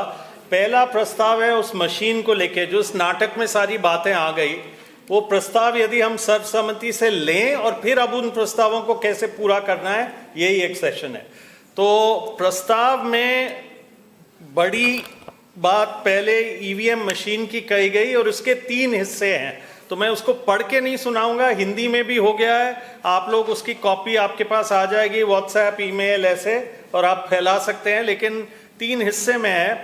पहला हिस्सा है कि जो वोटिंग बूथ के अंदर लोग जाते हैं वो इंसान जा रहे हैं। कई बार क्या हमें डर क्या है कि वोट पड़ रहा है वो इंसान का नहीं पड़ रहा है, वो एक्स्ट्रा वोट पड़ रहा है, तो वो इंसान जो जा रहे हैं वो एक अपना अंगूठा लगाते हैं या दस्तखत करते हैं उस रजिस्टर में, उस रजिस्टर को कहते हैं 17A। तो उस 17A की गिनती पूरी होनी चाहिए और उसको एक आधार मानना चाहिए कि इतने वोट पड़े। दूसरा है मशीन। अब मशीन में एक 17C का काउंट हो जाता है, तो शक है, जो हमारे यहाँ सुभाषिश जी प्रोफेसर साहब ने बताया कि शक है कि मशीन अपने आप वोट डाल सकता है, तो वोट अपने आप मशीन डाल दे तो मशीन में भी आ जाएगा गिनती, ज्यादा वोट पड़ गए, और आप गिन भी लो पर्चियां तो वो भी दिख जाएगा। तो इसीलिए 17A और 17C जो मशीन बताता है मशीन से कितने वोट पड़े, वो दोनों का मिलान होना चाहिए। ये बात समझ में आ रहा है? इसकी सहमति है हम लोगों को? इसकी सहमति है, ठीक है। दूसरा हिस्सा है कि मशीन के अंदर, अब मशीन को प्रोफेसर सुभाषिश ने कहा उसको फालतू मत मानो, क्योंकि कई बार कागजों के वोट में भी, पेपर बैलेट में भी दिक्कत आती है, तो हर चीज को एडवांटेज में मानो, ये हर चीज का ऑडिट दूसरे से कराओ, उसको ठीक से एक दूसरे के ऊपर निगरानी का व्यवस्था बनाओ। तो मशीन के अंदर कितने वोट पड़े वो, और मशीन के वोट जो आएंगे वो निकले, और आज क्या होता है खिड़की में दिखता है, तो दूसरा हिस्सा है कि वो खिड़की में नहीं दिखे, वो लोगों के हाथ में आए, मतलब एक किसी ना किसी डब्बे में जाए, खुला डब्बा, जिससे उठाएं, लोग देख लें कि हाँ जिसको मैंने वोट दिया वही वोट वहां दर्ज है, और वो डाले एक डब्बे में जो उस मशीन से बिल्कुल अलग है। आज की तारीख में वो मशीन और डब्बे के बीच में एक जुड़ाव है, मशीन में दबाते हो डब्बे में गिरता है, तो वो अलग कर दो, मशीन के अंदर डालना वो वोटर को ही करना चाहिए। ये एक दूसरा हिस्सा है, इससे हमारी सहमति है पूरी तरीके से, ठीक है। तीसरा है कि उनका कहना है कि आप 100% सारे हमारे वोट्स जो हैं अभी क्या कर रहे हैं, वो 5% गिनती कर रहे हैं, 5% भी नहीं है, उसका एक अलग फॉर्मुलेशन है। हाँ जी, हाँ, तो उसके वो कह रहे हैं कंस्टिट्यूएंसी, एक अलग फॉर्मुलेशन उन्होंने निकाला है, लेकिन यहां प्रस्ताव है कि सारे 100% वो जो वीवीपैट हम डालते हैं उनको गिनना चाहिए। इसकी सहमति है? हाँ, सुप्रीम कोर्ट से 2%। सो 2% से हम कह रहे हैं 100%, और कई बार हमने पिछले चुनाव के दौरान 2019 में भी ये बात उठाई और हमने कहा हमारे वोट गिनो, मशीन को क्यों गिन रहे हो? तो प्रोफेसर सुभाषिश ने कहा आप मशीन भी गिनो, वोट भी गिनो, 17A भी गिनो, इन तीनों का ट्रायंगुलेशन करो, तीनों को एक दूसरे के साथ मिलाओ और फिर कहो कि हाँ ये सही है, जिस हिसाब से हुआ उस हिसाब से है। तो इस पूरी ईवीएम पर सहमति है? दूसरा एक बहुत सरल सीधा सा बात है कि एक इलेक्टोरल बॉन्ड्स, ये बॉन्ड्स हैं जो गोपनीय तरीके से इसी बीजेपी की सरकार ने पास करवाया कि ये पारदर्शिता के लिए हम गोपनीयता कर रहे हैं, पारदर्शिता हम ला रहे हैं। और इसीलिए हम कह रहे हैं कि किसी कंपनी का नाम जो दे रहा है या कोई व्यक्ति हो, कंपनी हो, करोड़ों में देते हैं वो पैसा, हजारों करोड़ तक पहुंच गया, उसका कई गुना जो योगेंद्र जी ने कहा और अलग ढंग से जाता है, लेकिन उसका हिसाब किताब केवल शायद सरकार यदि स्टेट बैंक से ले सके, सरकार ले सकती है, बाकी कोई जान नहीं सकता। किसने कितना किसको दिया कुछ नहीं जान सकते। तो ये पूरा खुला होना चाहिए और ये बॉन्ड खत्म हो जाना चाहिए। ये इलेक्टोरल बॉन्ड वाला जो अमेंडमेंट आया ये खत्म हो जाना चाहिए। इससे सहमति है, इसको रद्द कर देना चाहिए। और तीसरा है कि पूरी जो धांधली मीडिया की होती है, अब किसको हम देखते हैं रात दिन? चुनाव के दौरान टीवी ऑन करो तो कौन दिखता है? गांव में पूछो तो एक आवाज में कहते हैं मोदी। मोदी के अलावा टीवी में दिखता ही नहीं है। और ये बहुत सारे फिर और कुछ चीजें हैं न्यूज में, खबर में, घृणा फैलाना, फेक न्यूज कराना। तो उस पूरे चीज पर शिकायत भी करो तो एक मॉडल कोड ऑफ कंडक्ट है, लेकिन कोई उसकी कार्रवाई नहीं करती है। तो प्रस्ताव ये था कि उस मॉडल कोड ऑफ कंडक्ट और एक मीडिया कोड ऑफ कंडक्ट, उन दोनों चीजों पर बहुत ठोस और कठोर कार्रवाई होनी चाहिए। इस पर सहमति है। मंच पर हमारे सभी राजनीतिक दलों के आदरणीय साथियों, सीसीजी व पीपल्स फर्स्ट के सभी आदरणीय सिविल सोसाइटी के आयोजनकर्ता जिन्होंने कि ये आज संवाद सिविल सोसाइटी और राजनीतिक दलों के बीच में रखा है, मशीन, मनी और मीडिया के बारे में।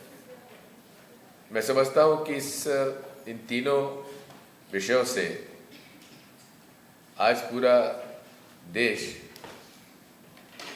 चिंतित तो है लेकिन चुप है, क्योंकि जो बोलता है उसको क्या भुगतना पड़ता है वो आप सब लोग देख रहे हैं। जहां तक ईवीएम का सवाल है, मुझे तो इस पर कतई भरोसा ना पहले था ना आज है। और बात साफ है, मैं धन्यवाद दूंगा डॉक्टर सुभाषीष बनर्जी साहब को, जिन्होंने बड़े अच्छे तरीके से ये बात तो साफ की है कि 1992 से लेकर आज तक कोई ये नहीं कह सकता कि जिसमें चिप है वो हैक नहीं हो सकती। कोई उसको सही प्रमाणित नहीं कर सकता। यदि ये एक बुनियाद है और हम उससे सुन रहे हैं जो कि हेड ऑफ डिपार्टमेंट है कंप्यूटर साइंस के दिल्ली आईआईटी के, तो वाकई में हम लोगों के लिए चिंता का विषय है। क्योंकि जब बंगाल का रिजर्व बैंक ऑफ बंगाल से खाता से पैसा निकाला जा सकता है, रिजर्व बैंक ऑफ रशिया से उनके खाते से पैसा निकाला जा सकता है, कौन निकालता पता ही नहीं पड़ा, तो फिर ईवीएम क्या चीज है? हमें बताया गया था कि स्टैंड अलोन मशीन है, लेकिन अब वीवीपैट मशीन आने के बाद जहां तक मुझे जानकारी है, वीवीपैट मशीन में नाम और सिंबल सेंट्रल इलेक्शन सर्वर के माध्यम से जोड़े जाते हैं। ये मैनुअल नहीं है, यानी कि कंप्यूटर से कनेक्ट करके ही इसे जोड़ा जाता है। यदि ये है तो उसमें क्या सॉफ्टवेयर डाला जा सकता है? सॉफ्टवेयर डाला जाता है, वो सॉफ्टवेयर क्या है, इसकी कोई ट्रांसपेरेंसी नहीं है। दूसरी बात यह है कि कहा गया था साहब इन सारी ईवीएम मशीन्स में वन टाइम प्रोग्रामेबल चिप है। हम लोगों ने आपके रिप्रेजेंटेशन में देखा तो आपने उसको भी चैलेंज किया है कि ये single one time programmable chip है या मल्टीपल प्रोग्रामेबल चिप है। ऐसे कई बुनियादी सवाल जो आप लोगों ने पूछा है, सेंट्रल इलेक्शन कमीशन को, चुनाव आयोग को उसका उत्तर देना चाहिए। क्योंकि विश्व में सबसे बड़े प्रजातंत्र लोकतंत्र में यदि लोगों को ये भरोसा ना हो कि जो वोट डाल रहे हैं उसको वो गिना जाएगा भी नहीं गिना जाएगा। अभी हमारे सरोकार के लोगों ने बड़े अच्छे ढंग से उसको बताया कि हम वोट कहीं डालते हैं लेकिन निकलता नतीजा एक को है। यही सारी बातें हैं जो आज हम सब लोगों की चिंता का विषय है। क्या विश्व के सबसे बड़े लोकतंत्र पर किसी को भी टेक्नोलॉजी के माध्यम से कब्जा करने का मौका दिया जा सकता है? क्या विश्व के सबसे बड़े लोकतंत्र पर क्या यह संभव नहीं है कि जब टेक्नोलॉजी में मशीन को हैक किया जा सकता है तो अंतर्राष्ट्रीय कोई देश हमारी मशीनों को हैक करके लोकतंत्र पर कब्जा करके देश पर कब्जा नहीं कर सकता? ये सारे बुनियादी प्रश्न हैं जो हमारे सामने हैं। इसलिए आपने जो शुरुआत की है और बड़ा अच्छे ढंग से आपने कहा है कि हमें इस झगड़े में नहीं पड़ना कि आप बैलेट बॉक्स से कराइए या किसी और से कराइए। हमारा तो क्वेश्चन, हमारे जो प्रश्न है उसका उत्तर दे दीजिए। मैं आज इस अवसर पर आपको बधाई देता हूं और ये बात भी है कि सिविल सोसाइटी कितनी कोशिश कर ले, जब तक देश के राजनीतिक दल उसमें शामिल नहीं होंगे तो ये हम लोग जनता के बीच में ले जा सकते हैं। ये बात हुई मशीन की। अब मनी पावर, जीतता कोई है, खरीद कोई लेता है। गोवा में हुआ, मणिपुर में हुआ, नागालैंड में हुआ, अरुणाचल में हुआ, अब महाराष्ट्र में हुआ, कर्नाटक में हुआ, मध्य प्रदेश में तो हुआ ही। बात यह है, अब बिहार बच गया। बात यही है कि ये पैसा किसके पास जा रहा है। कोविड में 99% लोगों की आमदनी कम हो गई। केवल 100 से कम परिवारों की आमदनी या कैपिटल दुगनी हो गई। गरीब गरीब हो गया, अमीर अमीर हो गया। अब आपने इलेक्टोरल बॉन्ड्स की बात की। वाकई में जिस तरह से ईवीएम में वोट डाल के पता नहीं पड़ता कि वोट कहां गया, अब उसी तरह से किसने किसको चंदा दिया वो भी पता नहीं पड़ पाता। आप समझ सकते हैं कि जिसके पास पैसा है उसके पास खरीदने की शक्ति है और खरीदने की शक्ति के साथ उसके पास टेक्नोलॉजी का हथियार भी है। बाकी हथियार तो ईडी, आईटी, सीबीआई के तो है ही, वो अपनी बात अलग है। जहां तक मीडिया का सवाल है, मीडिया भी अब वही दिखाता है, वही बोलता है। मैं इलेक्ट्रॉनिक मीडिया की भी बात कर रहा हूं और प्रिंट मीडिया की भी बात कर रहा हूं। सोशल मीडिया में जो डिजिटल इंडिपेंडेंट यूट्यूब चैनल्स हैं या दूसरे माध्यम हैं, वहां जरूर जो डिजिटल मीडिया है उसमें आज भी कुछ हम लोग को उम्मीद नजर आती है। ये भी एक बड़ी विडंबना है कि मैं आज बधाई देता हूं प्रतीक सिन्हा और जुबैर अहमद को जो ऑल्ट न्यूज चलाते हैं। फेक न्यूज आज सबसे बड़ा एक खतरा है देश के लिए। मैं संगठन का नाम नहीं लेना चाहता, लेकिन एक संगठन है जो कि अफवाहें फैलाने में उनको ट्रेन किया जाता है। अब वो ट्रेनिंग का उपयोग टेक्नोलॉजी के साथ और बढ़ गया है। जो फेक न्यूज डालता है उसको जेल नहीं होती, लेकिन जो फेक न्यूज को सही बताता है, ऑल्ट न्यूज बताता है, उसके जुबैर को जेल भेज दिया जाता है। जो पूरे हमारे इलेक्शन पीपल्स रिप्रेजेंटेशन एक्ट का उल्लंघन करता है, धर्म का उपयोग करके वोट मांगता है, वो उस पर कोई कार्रवाई नहीं होती। जो खुलेआम धार्मिक उन्माद फैलाकर हिंसा फैलाता है उस पर कोई कार्रवाई नहीं होती है, लेकिन जो इस बात को उजागर करता है और उसके खिलाफ बोलता है उसको जेल भेज दिया जाता है। आज ये सारे विषय पब्लिक डोमेन में है। सिविल सोसाइटी ने इन बात का साहस दिखाया है, मैं आपको बधाई देता हूं। मैं इतना ही कह सकता हूं कि कम से कम यहां जो लोग बैठे हुए हैं उतने तो आप समझ लीजिए कि आपके साथ है, जमीन पर है, सीईसी से लड़ने के लिए तैयार है और अदालत में भी लड़ने के लिए तैयार है। बात यही है कि सिविल सोसाइटी जो आप हैं, आप एक निष्पक्ष लोग हैं।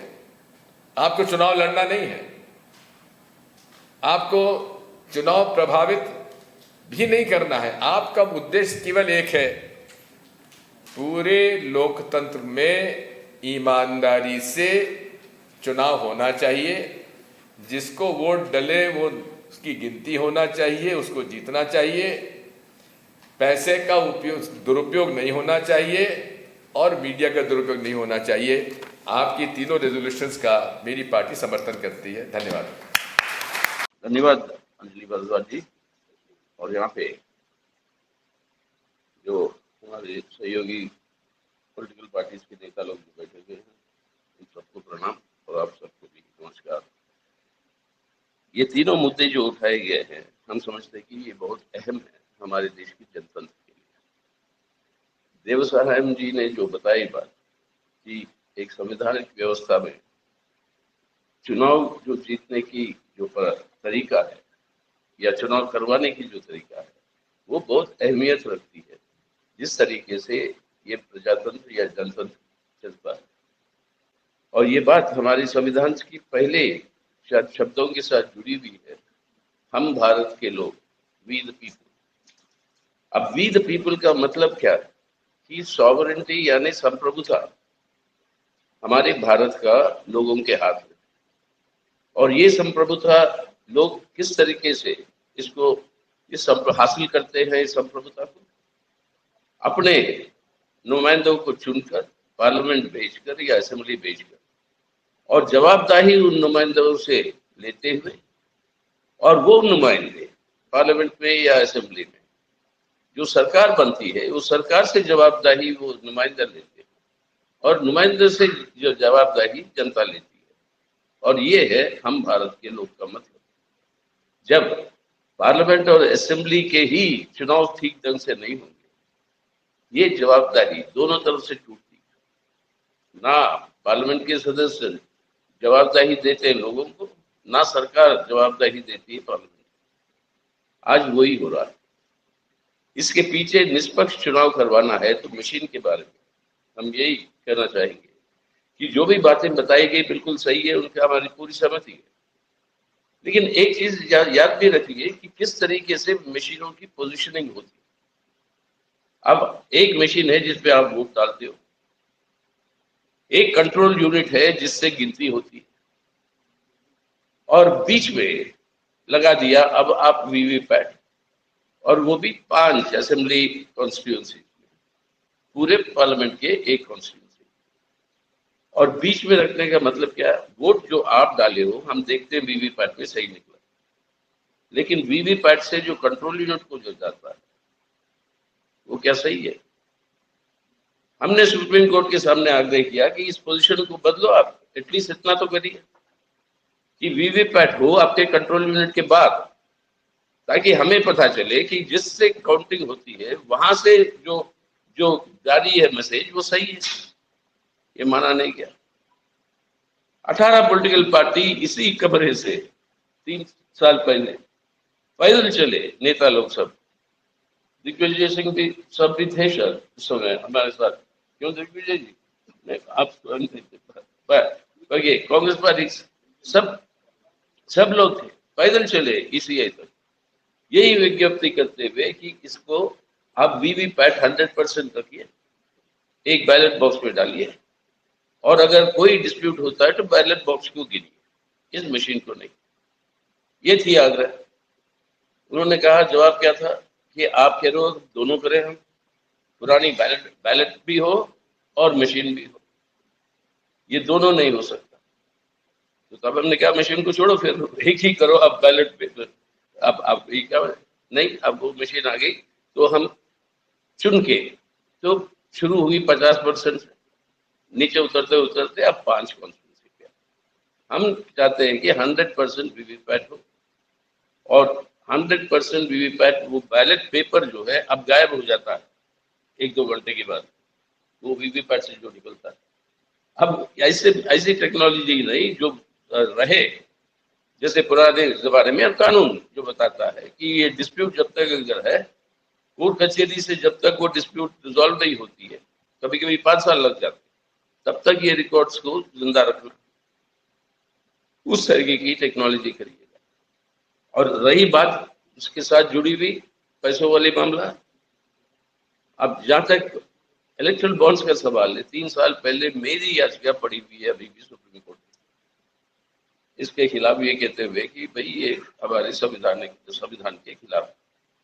और पार्लियामेंट के अंदर जब अरुण जेटली साहब हुआ करते थे, तो उन्होंने लाया इसको फिनेंस बिल में स्मगल करते हुए, और जब ये बहस हुए, हमने यही कहा था कि ऐसे the government is legalising political corruption. This is on record on the parliament records. This electoral bonds is actually the legalization of political corruption, and this is something that is not acceptable. आज जो है अब इसको you have to scrap this in total. Supreme court में है, अभी भी पड़ा हुआ है। अब 27 तारीख तक है, हमारे चीफ जस्टिस साहब उनके सामने ये है मामला, जाने से पहले अगर एडमिट तो करें, एडमिटेड है लेकिन उसकी मेंशन तो करें उसको। और कई सारे मतलब याचिका पड़ी हुई है, शायद अंजलि जी आप भी है शामिल एक में। तो अब ये इलेक्ट्रल बॉन्ड्स को बंद करना है, और स्टेट फंडिंग ऑफ इलेक्शंस का एक व्यवस्था बनाने की जरूरत है। और वो आपके कैश में नहीं, लेकिन इन काइंड तय कर रहे हैं सब मिलकर, सब पॉलिटिकल पार्टियां एक अंडरस्टैंडिंग पे आए कि जितने पोस्टर्स छपेंगे, जितना गाड़ियां इस्तेमाल होगी, उसकी जो फंडिंग है वो एक स्टेट फंडिंग से आए, और एक सिस्टम वर्कआउट करना चाहिए। And there I think the civil society and all of you will have to help us, help the political parties in actually formulating some mechanism of state funding, at least partial state funding. The third issue, of course, that is being discussed is media. As far as electoral bonds are concerned, they must be scrapped. There is no compromise on that. They must actually go. And as far as the media is concerned, अब इसके बारे में तो क्या पता है, ये दिग्विजय सिंह जी तो बता चुके हैं, हम तो विक्टिम हैं, हम भुगतते हैं उनको। जो बात है ये, अब रेवड़ी की कल्चर, एक उदाहरण देता हूँ, टाइम है ना, 7 मिनट तो हुए नहीं। एक रेवड़ी की परिभाषा शुरू कर दी प्रधानमंत्री महोदय। अब बताइए, पिछले 5 साल में 10 लाख करोड़ रुपए की ऋण माफ कर दिया अपने मित्रों को, बड़े पूंजीपतियों। वो रेवड़ी नहीं है, वो फ्रीबीज नहीं है। अगर भूखा मर रहा है कोई, उसको खाना खिलाओ आप, उसके लिए कोई स्कीम लगाओ आप, तो वो कहते हैं ये फ्रीबी है। लूट मची भी है आज देश पे, जिस तरीके से निजीकरण हो रहा है, सब कुछ हो रहा है, वो सब ठीक है। अब मीडिया में ये बात जो है, जो मैं बताया, एक बार पीटीआई ने इसको कवर किया, उसके बाद वो विड्रॉ कर दी, वो ट्वीट ही उसकी हटा दी, ये बात आएगी नहीं। अब ये मीडिया के सामने अगर नियम बनाए, कुछ बात कहो, तो फ्रीडम ऑफ एक्सप्रेशन, सबसे बड़े डिफेंडर हम लोग हैं, सबसे बड़े विक्टिम भी हम लोग हैं इसका मिसयूज का। तो आज इस मीडिया के ऊपर जो कंट्रोल होनी चाहिए, वो एक नियम बन चुके थे पहले, इलेक्शन कमीशन ने लगाया था। और जैसे पैमला जी ने कहा कि इलेक्शन कमीशन के जगह एग्जीक्यूटिव कमीशन ऑफ इंडिया, मतलब उस तरीके से जो अब ये उधर गई। अब ये अगर संस्थाओं को ही बचाने का काम, ये और बहुत बड़ा है। इन संस्थाओं के साथ ये रिफॉर्म्स जो हम बात कर रहे हैं अब संभव होंगे या नहीं, वो तभी हो पाएंगे जैसे दिग्विजय जी ने कहा, हम सब लोग मिलकर और पॉलिटिकल पार्टियां इसको एक जन आंदोलन के रूप में बदलें, तभी ये संभव। उसके लिए हम तैयार हैं, मार्क्सवादी कम्युनिस्ट पार्टी की तरफ से और वामपंथी पार्टियों की तरफ से हम लोग करते आए हैं और करने के लिए तैयार हैं।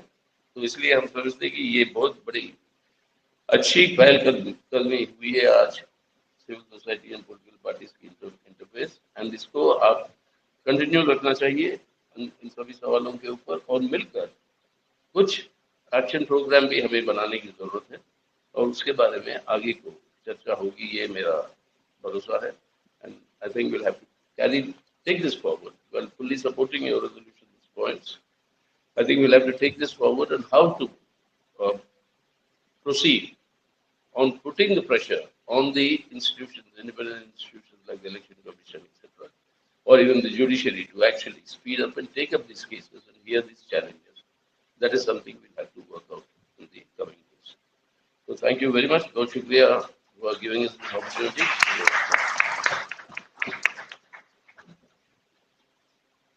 Three resolutions.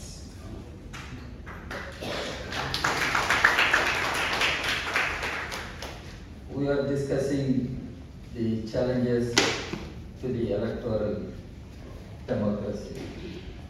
Money power, machine, media, all such things. But I would like to bring to your consideration, there is a larger challenge. What is that? It is Dr. Ambedkar who made it very clear. We are celebrating 75 years of independence, but Ambedkar said, in independent India, we will have a system which will ensure one man, one vote, but we will have to strive for one man, one value. Are we prepared for that? This is a larger challenge. Considering the unprecedented social inequalities, economic inequalities, if we cannot raise our voice, if we cannot rise in protest against this, then what all we discuss will have no impact. That is my first appeal to you. We will have to fight for such a system, one person, one value. As far as my party is concerned, we discussed these questions, and in fact, we are all preparing for the next Congress of my party, the 24th Party Congress. It will be held in Vijayawada from October 14 to 18. We are discussing a political resolution, a draft, which has been put in public domain. You can have access to our political resolution. You can comment upon it. You can make your suggestions. So what we discuss here, electoral bonds we are discussing. What is this electoral bond? Corruption, lobbying and bribery are being institutionalized under the Modi government through electoral bonds. The system of electoral bonds has made fundings to political parties totally opaque to the public and opposition parties. The BJP argued that electoral bonds will make it easier to the general public to donate to political parties. But what happened is the opposite. Nearly 10,000 crores worth of these bonds were sold in the last 4 years, with nearly 90% being the INR 1 crore, the highest denomination. This kind of donation is impossible for the general public. The ruling party at the center, the BJP, cornered nearly 80% of these funds. And similarly, we can talk about PM gas. I can confine myself to electoral bonds.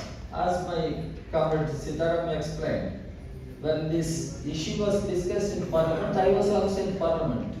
We asked Mr. Arun Jaitley, then the Finance Minister, frontally, but Mr. Arun Jaitley didn't have any answer.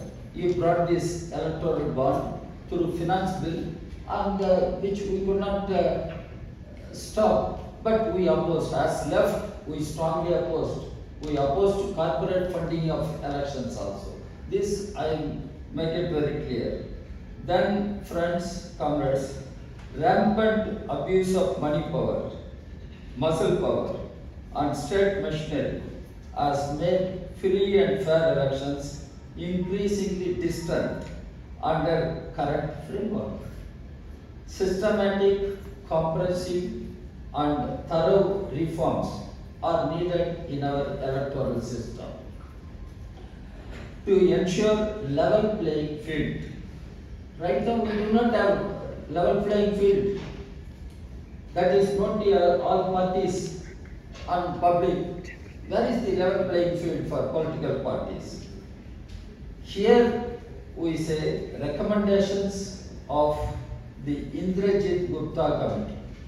Indrajit Gupta Committee. Indrajit Gupta was a big communist leader, big parliamentarian. Recommendations of the Indrajit Gupta Committee on state funding of elections become highly relevant in our time of political and moral crisis. What we witness today is not just political crisis or economic crisis, it is moral crisis. This is what we should understand. The first past the post system favors larger parties. The first past post system favors large parties with money and muscle power, and people do not exercise their franchise freely, fearing that the votes cast to a smaller party will go waste. It's a psychology. Voting for smaller parties will go psychology. It is from the days elections were held in Europe. This is there in several countries. It is time to introduce changes in our electoral system to make truly representative. It is my party's position. Many political parties have raised the apprehensions around the credibility of the EVMs. To make this system representative, we should push for proportional representation system. Proportional representation system with adequate safeguards. Opting for the system of proportional representation along with electoral reforms will reinstate level playing field by providing political parties and individuals with equal opportunity to take part in the electoral process.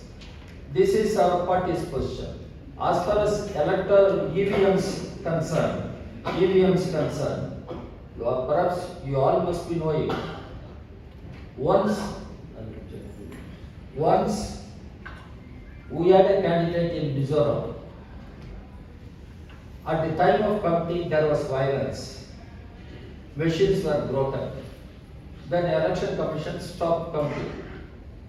They, at the counting here in Delhi headquarters, they invited me to be witness. I went there, and they have brought many engineers from Hyderabad. They tried to explain. Even the voting machines were damaged in a particular station, polling station. Data will not be lost because data is saved in a master computer. Then they informed The machines are made in India, but the chips, master chip and other chips are imported from Japan. This is what they told me. So I do not know which company makes the chip in Japan, and the experts must question that also. Experts must question that also. Again, the VVPAT. I am party to a case which we filed in Supreme Court. I went there. We asked a small thing. Please undertake the VVPAT counting comparison with the EVM's figure, at least in one assembly constituency of the parliamentary constituency. Then Supreme Court didn't agree. Supreme Court said, no, it can be in 4 polling stations. VVPAT counting. That's what it happened. So it is a long drawn struggle. We will have to fight. We will have to fight.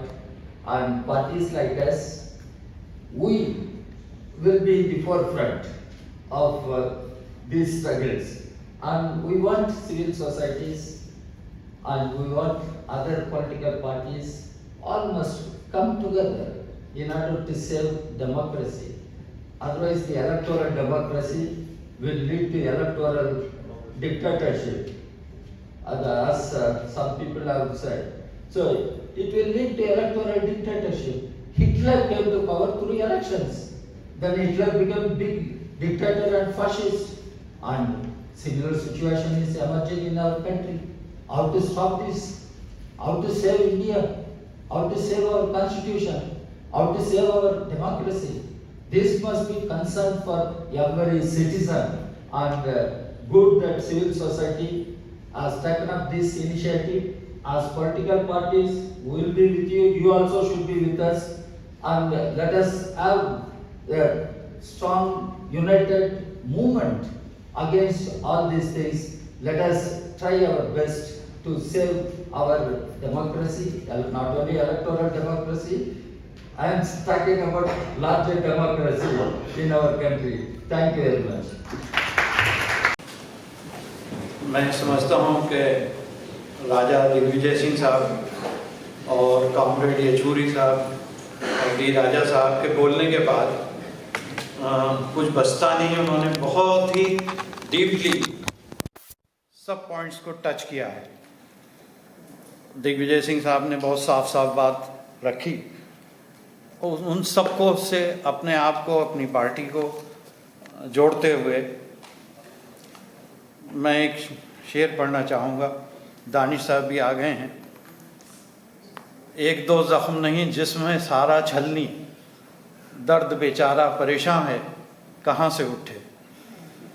पूरा हाल इतना बुरा है कि आप सोच ही नहीं सकते।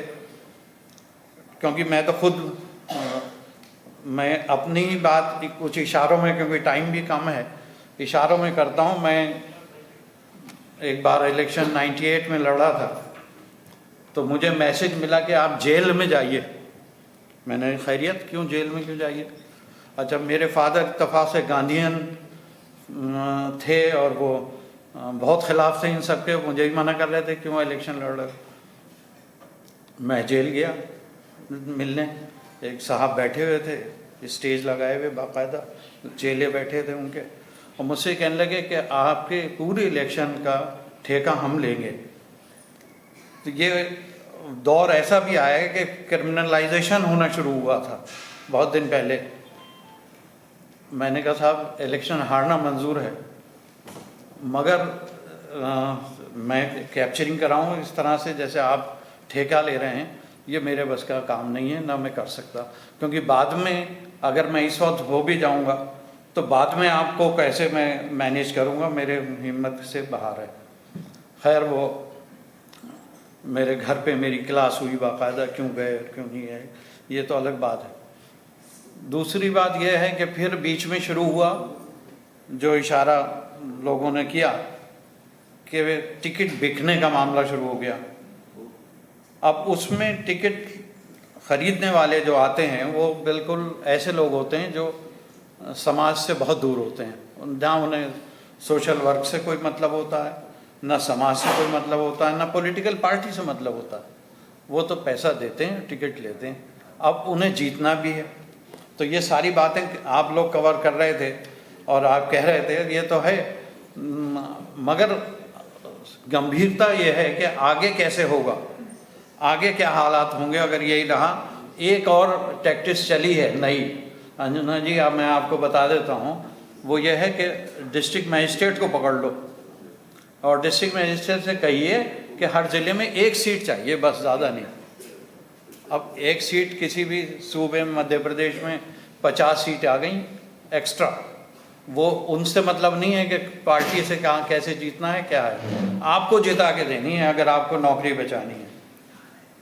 तो अब उसे नौकरी बचानी है और सीट देनी है, अब वो चाहे कैसे भी करें। तो 50 सीट आराम से जमा हो गई और गवर्नमेंट बन गई। ये एक टैक्टिक शुरू हुई।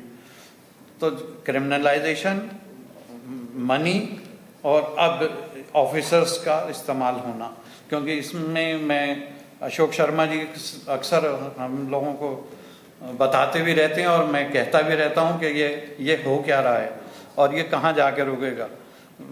किसी शायर का शेर है, बल्कि डॉक्टर नवाज देवबंदी का, कि जलते घर को देखने वालों, फूस का छप्पर आपका है, आपके पीछे तेज हवा है, आगे मुकद्दर आपका है। क्या होगा, ये कहाँ जाके रुकेगा। मैं अपनी तरफ से आरएलडी के प्रेसिडेंट जयंत चौधरी साहब की तरफ से इस रेजोल्यूशन को सपोर्ट करता हूँ और बहुत ज़रूरत है और बहुत मुबारकबाद देता हूँ कि आपने ये कदम उठाया और इसे हर ज़िले में उठाइए, हर ज़िले वाइज इसे कीजिए। और लोग ये तकलीफ़ महसूस कर रहे हैं, जो आवाज़ आप तक नहीं जाती। मीडिया का जहाँ तक मसला है, इलेक्ट्रॉनिक मीडिया, जैसे राजा साहब ने कहा, दिग्विजय सिंह साहब ने, कि जो छपवाना हो वो छपता है, जो नहीं छपवाना हो नहीं छपता, जो इलेक्ट्रॉनिक मीडिया में दिखाना हो वो दिखता है, वरना नहीं दिखता। तो बहरहाल ये सारी चीज़ें देखते हुए बहुत ज़रूरी है कि आप ये इलेक्टोरल रिफॉर्म्स होने चाहिए और इसके लिए बाकायदा ज़िले मीटिंग्स करनी चाहिए। बहुत बहुत शुक्रिया। जय हिंद। मंच पर बैठे हुए सभी अतिथिगण और मौजूद सब साथियों, पहले मैं साफ बता देना चाहता हूं कि जिन 3 मुद्दों के ऊपर आज हम बात कर रहे हैं, उन मुद्दों को हमारी पार्टी पूरा समर्थन देती है। इस टाइम पांच बड़े बड़े नेता बैठे, मैं बहुत ही छोटा हूं, इनके सामने बात करना भी थोड़ा सा, लेकिन मैं बात कर ही लेता हूं। ये लड़ाई बंद हॉल में नहीं होगी। What do you mean by civil society? Are the poor not members of the civil society? Thus, civil society always have 250 members of IAS, IPS officers, ex-judges, and all the elite class of the society. गरीब तबके तक नहीं जाएंगे हम समझाने के लिए? अगर उनको नहीं समझता है तो आप मान लो 250 से 500 सिग्नेचर्स का एक कैंपेन चला लो, कुछ नहीं होगा। ये लड़ाई कॉन्स्टिट्यूशन क्लब में नहीं लड़ी जा सकती। हम लड़ रहे हैं। मैं 35 साल से हूं, स्टूडेंट के फॉर्म में आया था, पहुंच गया हूँ यहाँ पर। मशीन में गफलत है, सब मानते हैं, कर क्या सकते हैं। आज कोर्ट तुम्हारे पास नहीं है, आज प्रेस तुम्हारे पास नहीं है, पैसा तुम्हारे पास नहीं है, करोगे क्या? जो करेगी जनता करेगी। और जनता के पास जाने के लिए इस वक्त हमारे पास चेहरा नहीं है। मान लो ना इस बात को।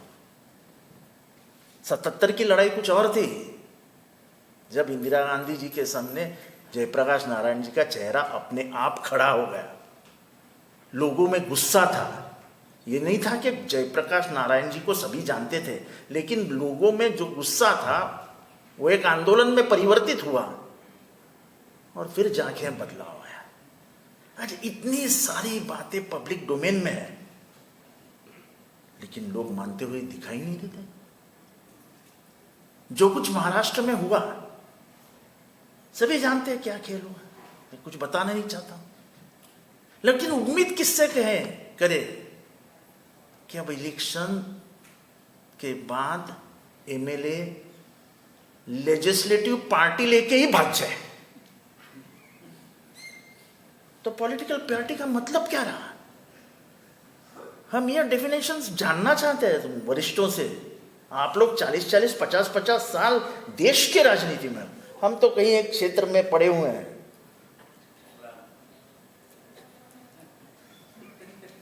लेकिन यहां का जो नौजवान है, जो बोखला गया, उसको समझता ही नहीं क्या हुआ है। प्रिंट मीडिया खत्म होने को आई है, आधे पेपर बंद होने वाले हैं। कौन से मीडिया की बात कर रहे हैं आप? आने वाले दिनों में मैं आज का वक्त बताता हूं कि लोग पेपर पढ़ते ही नहीं है। सुबह उठे, घुमा लिया अपना गूगल, क्या जो भी है, ट्विटर, दुनिया समझ में आ गई, काम पे चल गए। That is the mindset of the people now. Raja साहब, डी राजा साहब, येचुरी साहब, आरएलडी के हमारे मित्र, टीआरएस के हमारे मित्र योगेंद्र यादव जी, आप लोगों को सबको दिल्ली में एक होना पड़ेगा। दिल्ली से जो बाहर जाता है वही देश स्वीकारता है। सर ये कैसे भूल सकते हो? सॉरी सर, दिग्विजय सर, कि ईडी आपने ही लाया। सर ये कैसे भूल सकते कि मशीन आप लोगों ने ही लाया? आज वो इस्तेमाल कर रहे हैं। तलवार तो आपने दी ना उनके हाथ में। सर ये डराना काम हो रहा है। The fascism is at its peak. You speak and after some days you find yourself behind the bars. And nobody shows concern about it. Have the members of the civil society or so-called political leaders of Delhi had a meeting to talk over what judgment Ajay Khanvilkar has given in the ED case? Have you ever sat together? No? Then why should youngsters, I don't call myself youngster anymore, but why should we get onto streets? If you people in Delhi who are here for 50 years, I have seen Sitaram Yechury's photo of 77 at the gate of JNU talking to Indira Gandhi. You might term Indira Gandhi or whatever you like, but she had the guts to go to JNU, talk to you and then come back and resign. This only goes on to prove her faith in Indian democracy. So cutting it short, madam, we are with all these resolutions we have brought in. But the only thing which I expect from you all, that don't limit yourself to the civil society means IAS, IPS, IFS, IRS, some renowned judges, some renowned advocates. No, this is not civil society. Civil society झुग्गी झोपड़ियों में भी रहते हैं, उनके भी कुछ मूल्य होते हैं, वो भी जीवन मूल्यों के आधारित ही जीते हैं। बुरा मत मानना, मैं थोड़ा स्पष्ट बात कर गया, लेकिन जो बहुत सालों से मेरे दिल में था कि कभी ना कभी दिल्ली जाके सिविल सोसाइटी के लोगों को बताऊं कि तुमको इधर नहीं उधर जाना है जो वोट देते हैं। एलिट क्लास कितना वोट देता है मुझे नहीं पता है, लेकिन मैंने वो जमाना देखा है जरूर जब 15 अगस्त को मिठाई बांटी जाती थी, मिठाई बेची जाती थी। अब 15 अगस्त को हम हॉलीडे मनाते हैं। ये बदलाव आ गया है एलिट क्लास में। मुझे नहीं लगता है गरीबों के घर में आया है। गरीबों के घर में आज भी 15 अगस्त त्योहार मनाया जाता है।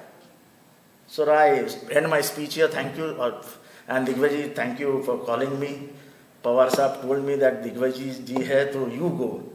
I will send you on behalf of NCP. All three great people are sitting here. Sir कुछ बुरा लगा हो तो माफ कर देना। जय हिंद, जय महाराष्ट्र, जय Hind.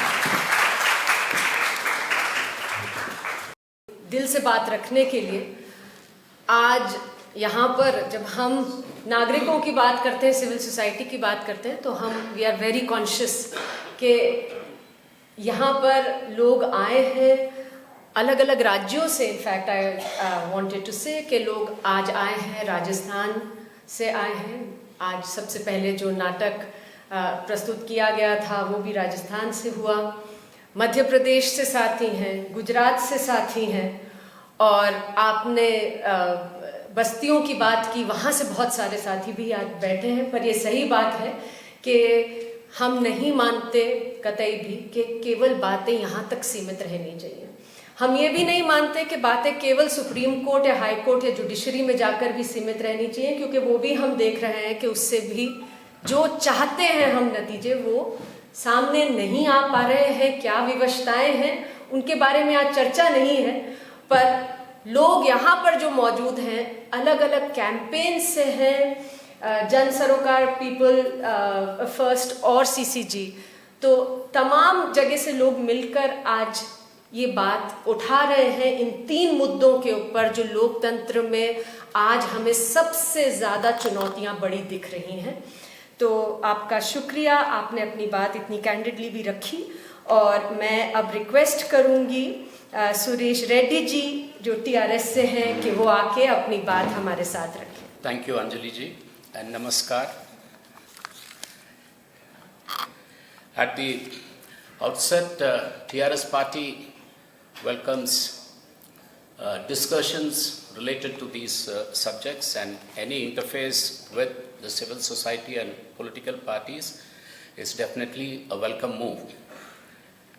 Representing a political party which fought so hard for 13 long years for the statehood of Telangana and being directly affected with all these 3, more the reason for my party to welcome such a discussion. 3 important issues which have come up for discussion. One regarding the EVMs. EVM has been a subject of debate since it was launched, and repeatedly the Election Commission has been reassuring that it is foolproof.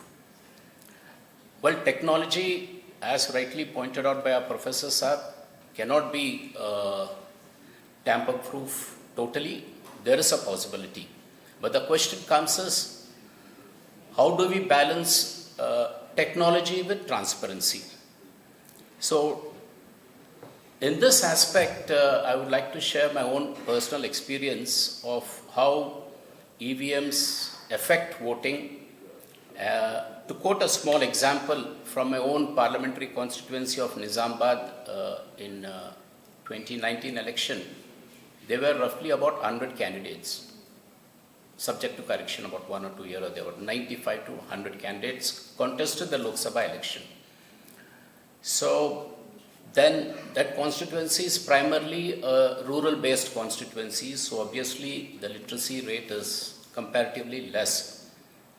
And when the voting happened there, most of the voters who went in, they were fundamentally overwhelmed by seeing the machines, because there are almost about 20 boxes there. There was a lot of confusion, number one. Number two, we noticed that whenever there is a voting machine, whether literate or illiterate, the kind of pressure which a voter experiences in the electoral booth is something we need to take note of.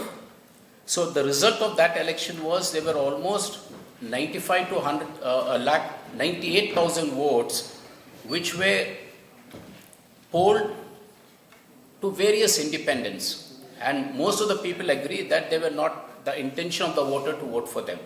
So it's a very clear case of understanding that how the machine overwhelms you. As the seminar rightly debated on this aspect and suggested that a VVPAT which comes to the voter has to be taken into account, my party totally agrees with that opinion, and we welcome that suggestion. On the money power has been a challenge for all the political parties. But the fact of the matter remains that if any political party today, some may talk about it, some may not mention it, the minute an aspirant reaches the party office and files for a ticket or requests for a ticket, the first question which goes to him is, how much can you spend? So his qualifications, his service is all secondary. The primary question is, how much can you spend? So from there the battle begins, and it begins for all the political parties. How do we overcome this? Of course, a lot of changes have been coming, but not probably sufficiently enough to curb the menace. There are a lot of amendments in the laws which have come in. The Election Commission is becoming more and more vigilant. They are trying to tap the sources of funding. But in spite of all this, we still see the evils of money power totally, blatantly being misused in the elections. And of course, during elections and after elections too. After elections, of course, the anti-defection law, which of course even I worked as a speaker way back, and I have my own experiences on that. So anti-defection is still flawed. There need to be changes. And whatever the anti-defection bill is there in force today, thanks to our political leadership, thanks to our political leadership, they always overwhelm that. So one suggestion could be on the anti-defection bill is, if a permanent legislative parliamentary committee is constituted to continuously and evolve and make suitable amendments in tune with today's needs, I think that could make it probably more effective. And of course, on the media power, I totally agree, because today all of us are so well aware that कोई भी एक channel देखता है नहीं, you keep scrolling, because when you scroll 30-40 channels only you get to understand some news. So in a situation like this, I welcome this wonderful debate which was initiated, and I thank you all for this opportunity, and we welcome the moves initiated. Thank you very much Anjali जी।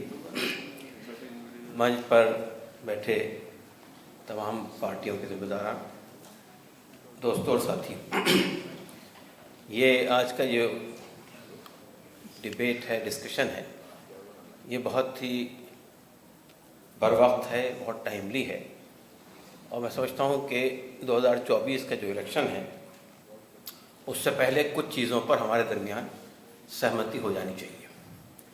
इसलिए कि इस बात का apprehension है, अंदेशा है कि 2024 में अगर यही लोग वापस लौट आए तो उसके बाद शायद हम इस तरह की चर्चा करने के उसमें भी नहीं रह पाएंगे। जिस तरह से हमारी डेमोक्रेसी ऑटोक्रेसी के अंदर तब्दील हो रही है, जिस तरह से लोकतंत्र फासीवाद का रूप लेता जा रहा है, ये बहुत ही ज़रूरी हो गया है कि जितनी पॉलिटिकल पार्टीज़ हैं अपोजिशन की, उनके दरमियान बाज़ चीज़ों पर सहमति होनी चाहिए। जहाँ तक इलेक्टोरल बॉन्ड का इशू है, मुझे ज़ाहिर है कि इस वक्त हम सब ये बात कह रहे हैं कि इलेक्टोरल बॉन्ड का बेनिफिट किसको जा रहा है, लेकिन जब पार्लियामेंट पे ये इशू आया था तो मेरा ये ख्याल है कि जितनी मेजर पॉलिटिकल पार्टीज़ हैं सब ने इसको सपोर्ट किया था। जाहिर बात है कि अब उसका जो फ़ायदा जिसको जा रहा है वो आपके सामने है, उसमें कोई ट्रांसपेरेंसी नहीं है, कोई नहीं जानता कि कितना पैसा किसको जा रहा है, क्यों जा रहा है। दूसरा इशू ईवीएम का है। देखिए, ईवीएम पर भी हमारे दरमियान बहुत सारे मतभेद हैं। ईवीएम से जिस तरह की बातें सामने आ रही है उस पर आज ये चर्चा हो रही है कि क्यों नहीं हम वीवीपैट को जो है वो 100% करा लें और उसका मैनुअल काउंटिंग हो। अगर उसकी मैनुअल काउंटिंग हो तो फिर पेपर बैलेट से क्यों हम भाग रहे हैं, क्योंकि उसमें भी टाइमिंग का मसला है कि टाइम ज़्यादा कंज्यूम होता है। जितने बड़े देश हैं, जहाँ जहाँ भी लोकतंत्र है, वहाँ ज़्यादातर जगह पर बैलेट पेपर से ही वोट होता है। मेरा ख्याल है कि इस पर भी हमको सहमति करनी चाहिए, इसलिए कि देखिए, आप चाहे कुछ भी करेंगे, ईवीएम मशीन जैसा चिप्स मौजूद है, हैक हो सकती है, सब कुछ हो सकता है। तो इसलिए मैं समझता हूँ कि सिर्फ वीवीपैट के उस पर अगर आप ये कहते हैं कि सिर्फ वीवीपैट को हम अगर 100% करवा लें और उसकी काउंटिंग करवाएं तो उससे मसला हल हो जाएगा, मेरे ख्याल से वो मसला हल नहीं होगा। हमारा ख्याल ये है कि पूरा इलेक्शन जो है वो बैलेट पेपर से होना चाहिए। और तीसरी बात जो हमारे डी राजा साहब ने की है, वो इशू भी हमारे लिए उतना ही इम्पॉर्टेंट है, प्रोपोर्शनल रिप्रेजेंटेशन का। हम एक हेटेरोजेनस सोसाइटी में रहते हैं जिसमें हर तरह के लोग हैं, हर तरह के समुदाय हैं, हर तरह की कास्ट हैं, ट्राइबल्स हैं, छोटे छोटे वर्ग के लोग हैं, उनका कोई रिप्रेजेंटेशन नहीं होता है पार्लियामेंट में, असेंबली में। तो मैं समझता हूँ कि प्रोपोर्शनल रिप्रेजेंटेशन जो है उसका एक बहुत बड़ा हल है, सोल्यूशन है। हमको इलेक्टोरल रिफॉर्म के इशू को भी डिबेट करना चाहिए। तीसरी बात मुझे ये कहनी है कि असल इलेक्शन जो है वो परसेप्शन पे लड़ा जाता है, और परसेप्शन में मीडिया का रोल बहुत इंपॉर्टेंट है। आज आप देख रहे हैं जिस तरह से बीजेपी ने पूरे परसेप्शन को चेंज कर दिया है, हिंदू मुस्लिम के नैरेटिव में पूरा परसेप्शन चल रहा है, और आज पूरे सोसाइटी को कम्युनलाइज करके वो पोलराइज कर देती है उनको। और इस पूरे इशू के ऊपर में हमारी पॉलिटिकल पार्टीज को जिस तरह खड़ा होना चाहिए उसके खिलाफ में, उस तरह का रोल हमारे सामने नजर नहीं आता है। जब ऐसे इश्यूज खड़े होते हैं जो एक पर्टिकुलर कम्युनिटी को काउंटर करने के लिए होते हैं, तो उसके मौके पर बाकी पॉलिटिकल पार्टीज को खड़े होकर उसके बिल्कुल अपोजिट नैरेटिव को लाने की कोशिश करनी चाहिए। वो चीज़ हमारे सामने नहीं आ रही है।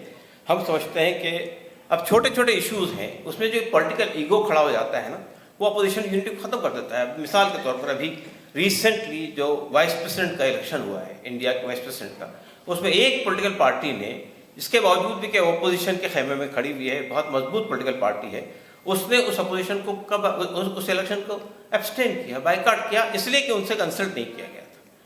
तो ये जो पॉलिटिकल ईगोज हैं, ये भी बहुत ही महत्वपूर्ण है। जब तक कि आप छोटे छोटे इश्यूज को ख़त्म नहीं करेंगे और एक मंच पर नहीं आएंगे, उस वक्त तक कि आप इस लड़ाई को लड़ नहीं सकते।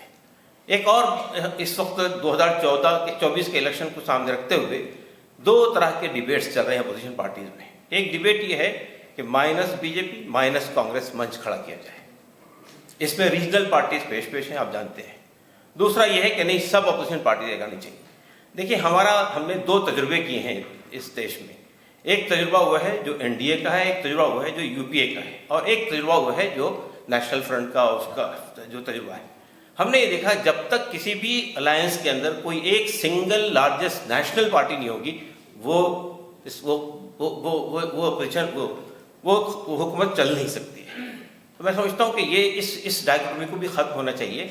तमाम ही सेकुलर पॉलिटिकल पार्टीज को एक मंच पर आना चाहिए और सीट एडजस्टमेंट के जरिए से एक बड़ा मंच बनाने की कोशिश करनी चाहिए। बस मैं अपनी बात खत्म कर रहा हूँ।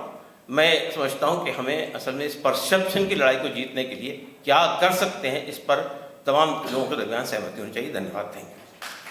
आपने बहुत सारे मुद्दे उठाए, ये 3Ms के बियॉन्ड भी जाते हुए आपने मुद्दे उठाए, लेकिन जो आपने वीवीपैट और ईवीएम्स की बात की, जो रेजोल्यूशंस हैं उन्हें केवल काउंटिंग 100% काउंटिंग और इन चीज़ों पर सीमित नहीं रखा गया है। They are comprehensive set of resolutions. तो हमारी उम्मीद है कि इन सभी के ऊपर और भी आगे जाते हुए चर्चा भी होगी, बिल्ड भी करेंगे हम लोग।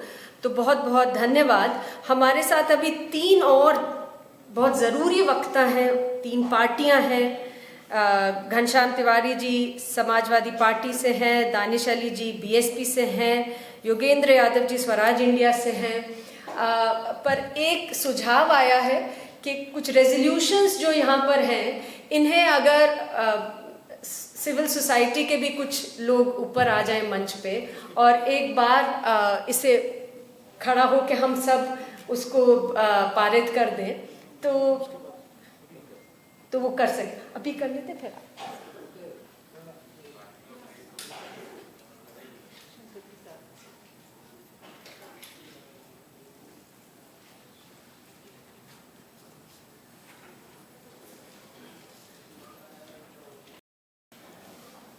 इस ग्रुप को, सिविल सोसाइटीज के ग्रुप को, जिन्होंने,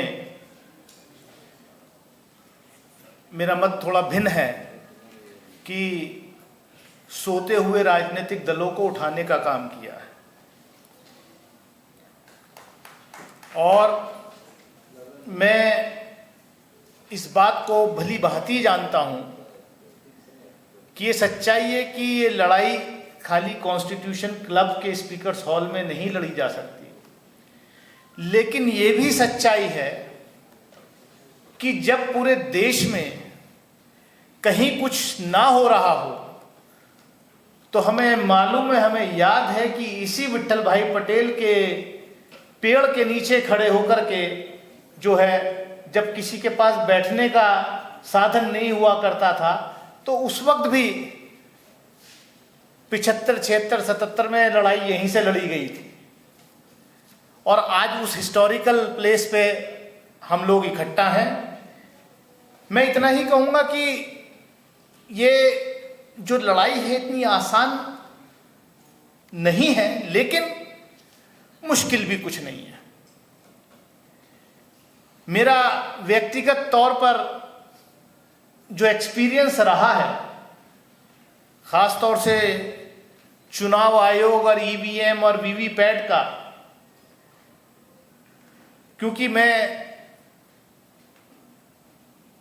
इस मेंबर पार्लियामेंट बनने से पहले जिस पार्टी में था उसका फाउंडर जनरल सेक्रेटरी था। 99 से 2009 तक इलेक्शन कमीशन की कोई ऐसी मीटिंग नहीं थी जो मैंने ना अटेंड की हो, जो पॉलिटिकल पार्टीज की मीटिंग इलेक्शन कमीशन बुलाया करता था। और मुझे मुझे मतलब अंदर से भी पीड़ा होती थी कि जहां पर इतने इंपॉर्टेंट डिसीजंस होने वाले होते थे तो लेफ्ट पार्टीज को छोड़ के बाकी पॉलिटिकल पार्टीज के नंबर 1 लीडर कभी उन पार्टीज की इलेक्शन कमीशन की मीटिंग्स में नहीं जाया करते थे, जहां पर ये सारे फैसले हुआ करते थे, जहां से ये इसकी बुनियाद रखी जाती थी। ओपिनियन पोल हो, एग्जिट पोल हो, इलेक्ट्रल बॉन्ड हो। किसी ने सही कहा मेरे से पहले कि भाई ये ईडी कोई आज तो नहीं बनाई है, पाप तो हम लोगों ने, हमारे लोगों ने किए हैं, उसको आज झेल रहे हैं हम लोग। जब ये कॉरपोरेट फंडिंग पहली बार स्टार्ट हुई तो किसने करी, याद रहना चाहिए। और मुझे ताज्जुब तो जब होता है क्योंकि आज इस मंच पे दो साथी, दो बड़े लीडर बैठे हैं, कॉमरेड सीताराम येचुरी और डी राजा, जो उस डेलीगेशन के पार्ट थे। 2004 में मैं भी था, कॉमरेड राजा भी थे, कॉमरेड सीताराम येचुरी भी थे, उस वक्त कॉमरेड बर्धन भी जिंदा थे। और ओपिनियन पोल्स और एग्जिट पोल्स के खिलाफ एक डेलीगेशन पॉलिटिकल पार्टीज का चुनाव आयोग से मिलने गया था। और कांग्रेस पार्टी के लीडर्स भी थे उसमें, जब इंडिया शाइनिंग कैंपेन चल रहा था, आपको याद होना चाहिए, हम लोग भूल जाते हैं बहुत जल्दी। और हम लोगों ने जाकर के पिटीशन दिया था कि साहब ये ओपिनियन पोल और एग्जिट पोल बैन होने चाहिए। चुनाव आयोग ने इन प्रिंसिपल उसको मान लिया था। फिर ऑल पार्टी मीटिंग हुई थी, चुनाव आयोग ने उसको मान करके सरकार को रिकमेंड भी कर दिया था। बदकिस्मती देखिए हम लोगों की कि जब सरकार बन गई और जो एक शख्स उस डेलीगेशन के पार्ट थे वही लॉ मिनिस्टर बन गए, और वो क्योंकि चुनाव आयोग सारी अपनी recommendation through law ministry notify करे, because law ministry is the nodal ministry for the Election Commission of India, और वो रिकमेंडेशन इन टोटो इंप्लीमेंट नहीं हो पाई कि साहब ठीक है एग्जिट पोल फेजेस के तो हम बैन कर देते हैं, लेकिन ये ओपिनियन पोल्स बैन नहीं करेंगे। मैं नाम नहीं लेना चाहता, ना लेने की जरूरत है, सब लोग जानते हैं।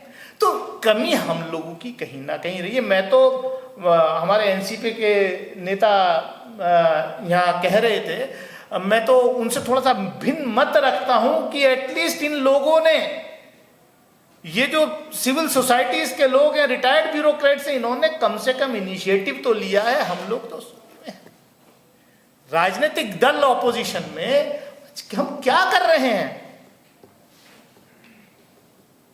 मैं आपके इस रेजोल्यूशन से पूरी तरीके से इत्तेफाक रखता हूं, इसका समर्थन करता हूं, और मैं आपके साथ ये कमिटमेंट करता हूं कि आप ऐसे कार्यक्रम जनता को जगाने के जितने भी करेंगे, मैं उसमें कंधे से कंधा मिला करके आपके साथ रहूंगा। बहुत बहुत शुक्रिया, आपने मुझे यहाँ बोलने का मौका दिया। आप सभी को नमस्कार और स्वतंत्रता दिवस जो हमारे सामने है उस सबकी शुभकामनाएं। इस मंच पर वो सभी लोग हैं और इस हॉल में वो सभी लोग हैं जो अनेक तरीके से अपने कार्यों से मेरे लिए इंस्पिरेशन, प्रेरणा स्रोत रहे हैं और तमाम बातें कही गई हैं। अपनी पार्टी की तरफ से उसके एक नुमाइंदे के रूप में मैं उन तमाम रेजोल्यूशंस के साथ खड़ा हूं और इस उम्मीद में खड़ा हूं कि वो रेजोल्यूशंस एक महत्वपूर्ण शुरुआत हैं, लेकिन ये लड़ाई उससे बहुत बड़ी है। कुछ बातें कह कर के मैं अपने विचार आपके सामने प्रस्तुत करना चाहता हूं। अगर if every institution today is getting hijacked, then what is the machine? The machine is part of that machinery. The machinery is hijacked, the machine will be hacked. अगर इलेक्शन कमीशन फुल प्रूफ नहीं है तो कोई machine full proof कैसे हो सकती है? मैं स्वयं सेमीकंडक्टर इंजीनियर रहा हूं और तमाम लोग इस चीज को एक्सप्लेन कर सकते हैं कि ईवीएम को अगर कोई हाईजैक करना चाहे तो कैसे कर सकता है, हैक करना चाहे तो कैसे कर सकता है। अंत में बात केवल ईवीएम की नहीं है, बात केवल वीवीपैट की नहीं है, बात बहुत साधारण सी है कि किसी गांव में कोई अनपढ़ व्यक्ति अगर वोट डालता है तो उसको लगना चाहिए उसने जिसको वोट डाला है वो वोट उसी को गया है। वो उस समय भी लगना चाहिए और जब चुनाव के नतीजे आए उस समय भी लगना चाहिए। आज जो दौर है वो न उस समय उसे एहसास होता है कि जिसको उसने वोट दिया है वाकई वो वोट गया है या नहीं गया है, और जब चुनाव के नतीजे आते हैं तो उस समय भी शायद ये एहसास नहीं होता। उत्तर प्रदेश हमने देखा, उत्तर प्रदेश का चुनाव 80-20 की हेट स्पीच जो कि दूरदर्शन के मंच से दी गई थी आदित्यनाथ जी के द्वारा, उस बुनियाद पर लड़ा गया और तमाम झूठों के बुनियाद पर लड़ा गया।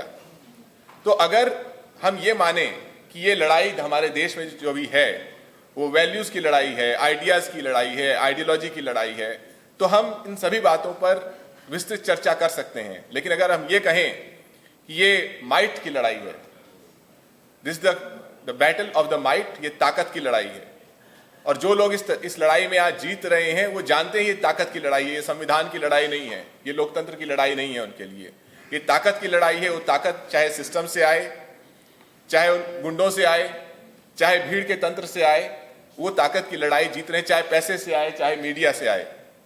तो ऐसे में सब कुछ अंधकार में नहीं है। मैं दो बातें कह करके अपनी बात समाप्त करना चाहता हूं। आज की जो नई पीढ़ी है, मैंने अनेक प्रयास किए हैं एजुकेशन के फ्रंट पर, और मैं ये देखता हूं कि आज का जो युवा जो 16 साल का है, लड़की जो 15-16 साल की है जो पढ़ाई कर रही है, वो भले ही अखबार ना पढ़ते हों, भले ही टीवी पर अपना न्यूज़ नहीं हासिल करते हों, लेकिन तमाम यूट्यूब चैनल हैं, उन्हें पता है किसको फॉलो करना है, और वो यूट्यूब चैनल्स और अनेक अन्य मंच हैं जिनके माध्यम से उनको जानकारी मिल रही है। सवाल यह है कि यहाँ पर जिन लोगों ने अनेक दशक बिताए हैं इस देश के लोकतंत्र की बुनियाद को मजबूत करने के लिए, उनमें से कितने लोग उन माध्यमों का इस्तेमाल करके उस 16, 17, 18 साल के युवा युवती को बता रहे हैं कि भारत वो नहीं है जिसको कोई कहे कि 2014 में आजादी मिली, और सिर्फ तिरंगा 20 रुपए के लेकर के गरीब को दे देने से देश में देशभक्ति नहीं पैदा होती। देशभक्ति तब पैदा होती है जब देश की मजबूत लड़ाई में हर नागरिक शरीक हो, और इस समय इस देश की सबसे मजबूत लड़ाई है कि गरीब और गरीब हो रहा है, जो मध्यम वर्ग है वो निम्न मध्यम वर्ग की तरफ जा रहा है। 22 करोड़ युवा रोजगार के लिए अप्लाई करते हैं, ये सरकार 7 लाख युवाओं को रोजगार देती है, और अगर महंगाई में प्रदर्शन होता है तो प्रधानमंत्री कहते हैं कि काला जादू की बात हो रही है। तो मुझे लगता है कि ये बातें एक तरीके से जुड़ी हुई हैं। ये आज जो शुरुआत हो रही है वो उसका एक मजबूत स्तंभ है, लेकिन हमें उन नए आयामों को खोजना पड़ेगा। मैं बिल्कुल भी निराशावादी नहीं हूं। मुझे लगता है कि जिन लोगों ने समाज में मजबूत काम किया है, जैसे अंजलि जी हैं, मैंने अनेक कार्यक्रम अटेंड किए हैं, जैसे मनरेगा वर्कर्स हैं, झुग्गी और बस्तियों के लोग रहे हैं, तो मुझे लगता है वो कार्यक्रम भी कॉन्स्टिट्यूशन क्लब और ऐसे मंचों पर हुए हैं।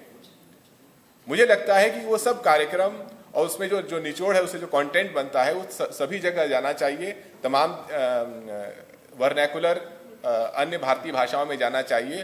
और मुझे लगता है कि भारतीय जनता पार्टी ने जिस तरीके से झूठ और प्रोपेगेंडा से, मीडिया से लेकर सोशल मीडिया तक, जहां तक मीडिया है उसकी बुनियाद बनी थी निडरता, प्रखरता, विद्वता के ऊपर। आज उस निडरता, प्रखरता, विद्वता की बुनियाद को कुछ डरे हुए और कुछ लोभी या लोलुप व्यापारी, बिजनेसमैन ने मीडिया पे काबिज करके उसे हासिल कर लिया है। लेकिन वहाँ पे मीडिया पूरी हाईजैक हो गई। मैं ऐसा नहीं मानता। जो न्यू मीडिया इमर्ज कर रही है, मुझे लगता है कि हमें इतनी ही जोश से, इतनी ही संघर्ष से उसमें भी जूझना होगा। मुझे लगता है कि मशीन से ज़्यादा मशीनरी इंपॉर्टेंट है, और मशीनरी की लड़ाई ताकत की लड़ाई है, जो लोकतंत्र के दम पर हमें नई पीढ़ी के साथ लड़नी पड़ेगी। जहाँ तक मनी की बात है, मुझे लगता है कि जहाँ देश का आम नागरिक गरीब हो रहा है, आम युवा के पास रोजगार नहीं है, जो आज किसी बड़े पूंजीपति की दलाली के आधार पर अपनी राजनीति करेगा, उसकी राजनीति ज्यादा समय तक टिकेगी नहीं। और जहां तक मीडिया की बात है, मुझे लगता है कि ये जो अभी का मीडिया है, जिसे गोदी मीडिया कहा जाता है, अन्य कहा जाता है, ये अपनी विश्वसनीयता खो चुका है। तो जो नया मीडिया उभर रहा है, हमें उसकी आवाज बननी चाहिए। इन बातों के साथ मैं अपनी बात रखता हूँ। बहुत बहुत धन्यवाद आपने सुना। जय हिंद। शुक्रिया। मैं यहाँ सबसे छोटे राजनीतिक दल स्वराज इंडिया की तरफ से बोल रहा हूँ, एक ऐसे दल की तरफ से जिसने ये फैसला लिया है कि 2024 के चुनाव तक हम एक नॉर्मल पॉलिटिकल पार्टी जैसा काम नहीं करेंगे, यानी कि चुनाव नहीं लड़ेंगे। इस वक्त देश की डेमोक्रेसी चौपट होने जा रही है, लगभग हो चुकी है, और इस वक्त एक पॉलिटिकल पार्टी का एक ही काम हो सकता है, सबसे बड़ा काम है किसी भी तरह अपने अस्तित्व को भी संकट में डाल के, अपनी जिंदगी को भी संकट में डाल के इस देश के लोकतंत्र को कैसे बचाया जाए। यही एकमात्र धर्म है पॉलिटिकल पार्टी का, सिटीजन का, हर व्यक्ति का। तो मैं उस दल की तरफ से अपनी बात रख रहा हूँ, व्यक्ति के तौर पे भी रख रहा हूँ, क्योंकि मुझे याद है एक ज़माने में मैं इलेक्शन पे रिसर्च भी करता था, ऐसी सभाओं में बोलता था, दुनिया भर में जाके कहता था इंडिया की इलेक्टोरल डेमोक्रेसी कितनी अच्छी है, लोगों को समझाता था कि थोड़े से एक्सेप्शन जरूर रहे होंगे, लेकिन कुल मिला के हिंदुस्तान में इलेक्टोरल डेमोक्रेसी रही है, उसने कुछ काम किया है। आज जाके क्या बोलूँगा समझ नहीं आता। इलेक्टोरल रिफॉर्म्स पे सैकड़ों गोष्ठियों, सभाओं, सेमिनार में मैंने हिस्सा लिया है। मैं सिर्फ एक अर्ज करना चाहता हूँ। देखिए, एक ज़माना होता था जब हम इलेक्टोरल रिफॉर्म्स के बारे में, इलेक्टोरल डेमोक्रेसी को इम्प्रूव करने के लिए बातें करते थे, वो नफासत की, बारीकी की बातें होती थी कि भाई एक बेसिक इलेक्टोरल डेमोक्रेसी तो काम कर ही रही है, अब कैसे इंश्योर करें कि रिप्रेजेंटेशन बहुत अच्छा हो। तो फिर प्रोपोर्शनल रिप्रेजेंटेशन की बातें होती थी, एक रिप्रेजेंटेटिव पे जनता का कैसे कंट्रोल हो सके, इन सब चीज़ों की बात कर रहे थे। वो सब बातें अपनी जगह हैं, लेकिन फ़िलहाल मेरा कहना है कि हम इस मौके की जो इमरजेंसी है उसको हम समझें। ये हम नॉर्मल वक्त में पॉलिटिकल इलेक्टोरल रिफॉर्म्स की बात नहीं कर रहे हैं। और याद रखिए कि हम 21वीं शताब्दी में हैं। 21st सेंचुरी में डेमोक्रेसी की हत्या करने का तरीका ये नहीं है कि कोई टेलीविजन पे आके या रेडियो पे आके बोलेगा कल से मार्शल लॉ डिक्लेयर हो गया है। नहीं, वो पुराने तरीके थे, बड़े क्रूड तरीके थे। आजकल हम बहुत सोफिस्टिकेटेड हो गए हैं। 21st सेंचुरी में जो भी अथॉरिटेरियन रिजीम होगा उसे इलेक्शन की जरूरत है। वो हमेशा इलेक्शन करवाएगा। पुतिन भी करवाता है इलेक्शन, एर्दोगन भी इलेक्शन करवाते हैं, राजपक्षे भी करवाते थे परसों तक। तो आज जो चैलेंज है वो एक नॉर्मल फंक्शनिंग डेमोक्रेसी को और बेहतर बनाने का चैलेंज नहीं है। आज जो चैलेंज है वो ये है कि हम एक इलेक्टोरल अथॉरिटेरियनिज्म ना बने, इलेक्शन जो है किसी एक अथॉरिटेरियन रिजीम का अपेंडेज ना बन जाए, वो बचाने की चैलेंज है आज हमारे सामने, और हम सिर्फ और सिर्फ उसको फोकस में रखें। इस लिहाज से जो तीनों रेजोल्यूशन है, मैं तीनों का समर्थन करता हूं। ईवीएम के बारे में मेरी एक धारणा रही है जिससे मेरे तमाम दोस्त बहुत परेशान हुए हैं, और मैं जानता हूं कि मंच पे बैठे ज़्यादातर साथी मेरे से असहमत होंगे। मैंने बार बार लिखा है, मेरी नज़र में अभी तक इस देश का कोई भी बड़ा चुनाव का परिणाम ईवीएम के चलते नहीं बदला है। यानी कि ऐसा अभी तक नहीं हुआ है कि जनता ने किसी पार्टी के लिए वोट दिया हो और कोई दूसरी पार्टी जीत गई हो, लेकिन ऐसा हो सकता है। और अगर इस रिजीम की हालत ख़राब हो गई, जो कि हो रही है, तो 24 में ये हो सकता है। तो हुआ नहीं है एक अलग बात है, इस पे हम बहस कर सकते हैं, क्योंकि मैंने बहुत एविडेंस अपने दोस्तों से मांगा, बातें बहुत सुनी, मेरे को कॉन्क्रीट एविडेंस बहुत कम मिला है अभी तक, और जब तक एविडेंस नहीं मिले तब तक मुंह नहीं खोलना चाहिए, लेकिन ये हो सकता है।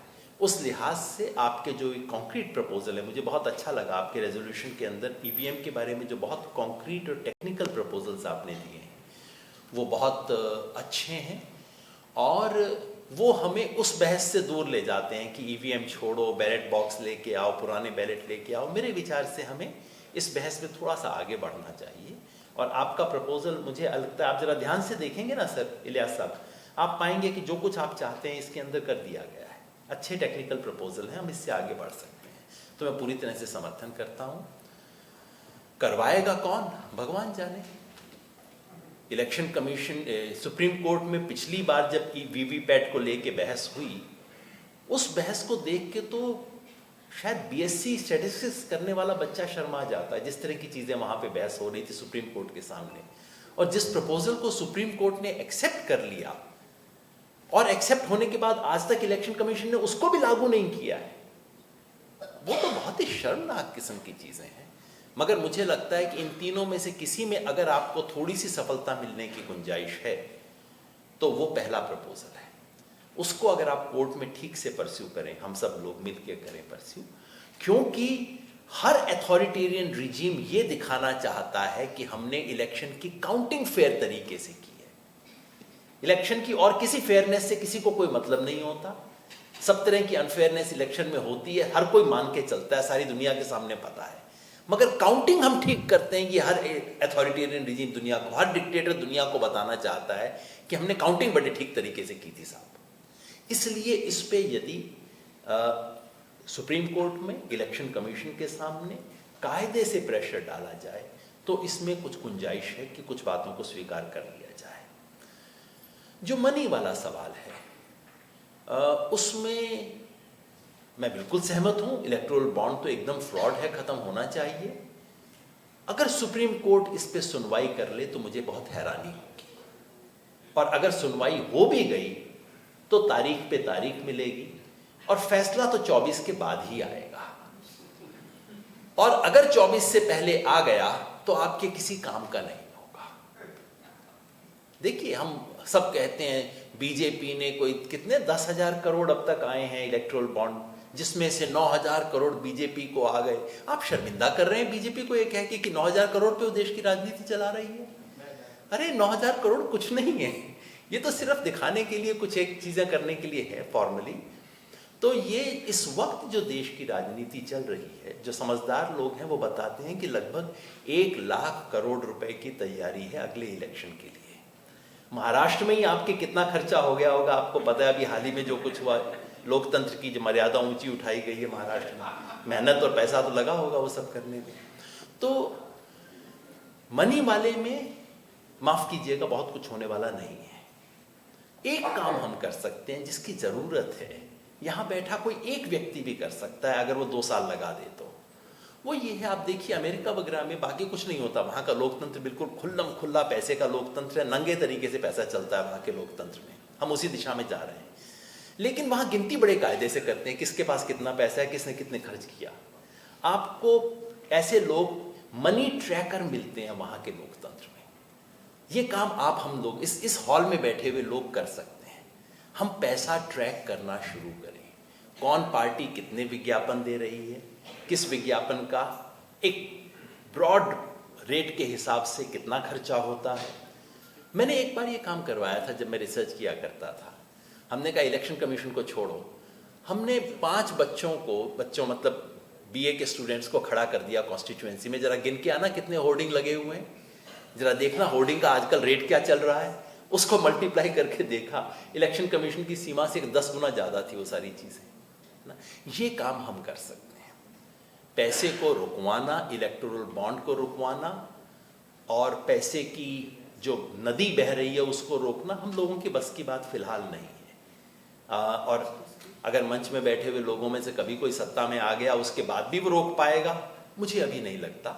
वो एक बड़ी चीज़ें होती हैं, लेकिन उसका कायदे से हिसाब करना, मनी ट्रैकिंग करना ऊपर के लेवल पे और ग्राउंड पे, ये काम है जो कुछ लोग कर सकते हैं। इस चीज़ों को सार्वजनिक करना, ये काम हमें करना चाहिए, बहुत इंपॉर्टेंट काम होगा 24 से पहले। तीसरा जो मीडिया का है, मीडिया में फिर जो उसके बारे में बातें हमने कही सब ठीक है। आपके प्रस्ताव में आपने लिखा है कि हम चाहते हैं कि इलेक्शन कमीशन इनके विरुद्ध एक्शन ले।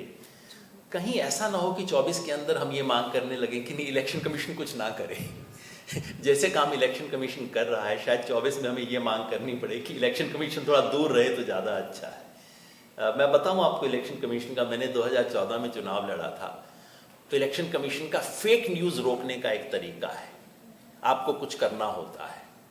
और इलेक्शन के आखिर में मतलब जो बाकी कैंडिडेट लड़ रहे थे, कोई खास बुरे नहीं थे, वो सब लड़ रहे थे, वो खुल्लम खुल्ला हर अखबार में उनके ऑफिस में बनाई गई खबर की तरह छप रही थी फ्रंट पेज के ऊपर। उनके ऑफिस, इलेक्शन ऑफिस से फोटो जाते थे जो अखबार के फ्रंट पेज पे छपते थे। और इलेक्शन खत्म होने के बाद केवल एक कैंडिडेट को फेक न्यूज़ का नोटिस आया और वो मैं था। तो ये आपका इलेक्शन कमीशन है।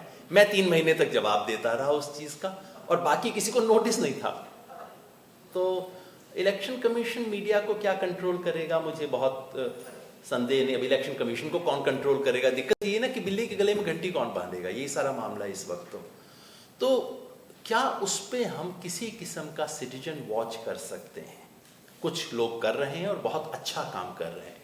मीडिया का वॉच करना, उसके बारे में रिपोर्ट करना, पब्लिक में शर्मिंदा करना और एक पब्लिक बायकॉट के कैंपेन चलाना, उसी का फिलहाल असर हो सकता है। जैसे मैंने कहा 24 तक अगर हम अपना फोकस इन चीज़ों पे रखें, बड़ी नफीस बारीक बातें अगर जिंदा बचे तो कर लेंगे।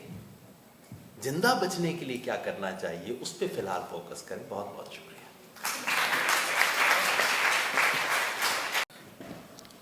दोस्तों, एक साइंटिस्ट की हैसियत से और इंजीनियर की हैसियत से मैं पहले तो ये कहना चाहता हूँ, जो बातें कही जा चुकी हैं ईवीएम के बारे में, उसको हैक किया जा सकता है और उसको हैक करने का कोई एक तरीका नहीं है, बहुत सारे तरीके सोचे जा सकते हैं। कौन किस तरह से उसको इस्तेमाल कर रहा है ये अलग बहस है, लेकिन जब हम यहाँ से बैठ कर के चंद्रायन और मार्स के ऊपर मिशन को कंट्रोल करते हैं तो इससे ज़्यादा बड़ी बेइज्जती की बात नहीं हो सकती साइंटिफिक कम्युनिटी के लिए कि कहा जाए कि ये ईवीएम जो छोटा सा डिब्बा है ये हैक नहीं किया जा सकता। दूसरी बात जो मैं कहना चाहता हूँ आपसे वो ये है कि जब हमने कॉन्स्टिट्यूशन की रचना की तो हमारे मुल्क में बहुत सारी बराबरियों का जिक्र किया गया। हमारी गैर बराबर सोसाइटी के अंदर बहुत सारी बराबरियों की बात की गई। हमें सिर्फ एक बराबरी मिली और वो बराबरी थी वोट की बराबरी। जिस वक्त वोट डाल रहे होते हैं उस वक्त प्रेसिडेंट ऑफ इंडिया हो या अंबानी अडानी हो और एक स्वीपर हो या मेरे जैसा कोई आदमी हो, वो बराबर होते हैं। और ये बहुत बड़ा बदलाव था, लेकिन इस बदलाव को लगातार सैबोटेज करने की पॉलिटिकल पार्टीज की तरफ से और बाकी फोर्सेस की तरफ से कोशिश की जाती रही। ईवीएम आज जिस तरह से इस्तेमाल हो रही है, मैं उस एक बराबरी जो हमें मिली थी उसके ऊपर से हमला समझता हूँ और इसलिए हमें उसको बचाना बहुत ज़रूरी है। तीसरी बात जो संक्षेप में मैं कहना चाहता हूँ, मैं कई बार लिख चुका हूँ इसके ऊपर, लगातार लिखता रहा हूँ। तीसरी बात मैं कहना चाहता हूँ कि अगर मुझे कोई 500 करोड़ दे और फिर कहे कि ईवीएम हैक करो, तो मैं उनको तलाश करूंगा जो बेस्ट ऑफ द माइंड्स होंगे। ऐसा नहीं है कि नुक्कड़ के किसी दुकान से मैं किसी टेक्नीशियन को जो आपके इलेक्ट्रॉनिक गैजेट्स रिपेयर करता है वो उसको तलाश करूंगा। बेस्ट ऑफ द माइंड्स होंगे, बेस्ट ऑफ द टेक्नीशियंस होंगे उसमें और बेस्ट ऑफ द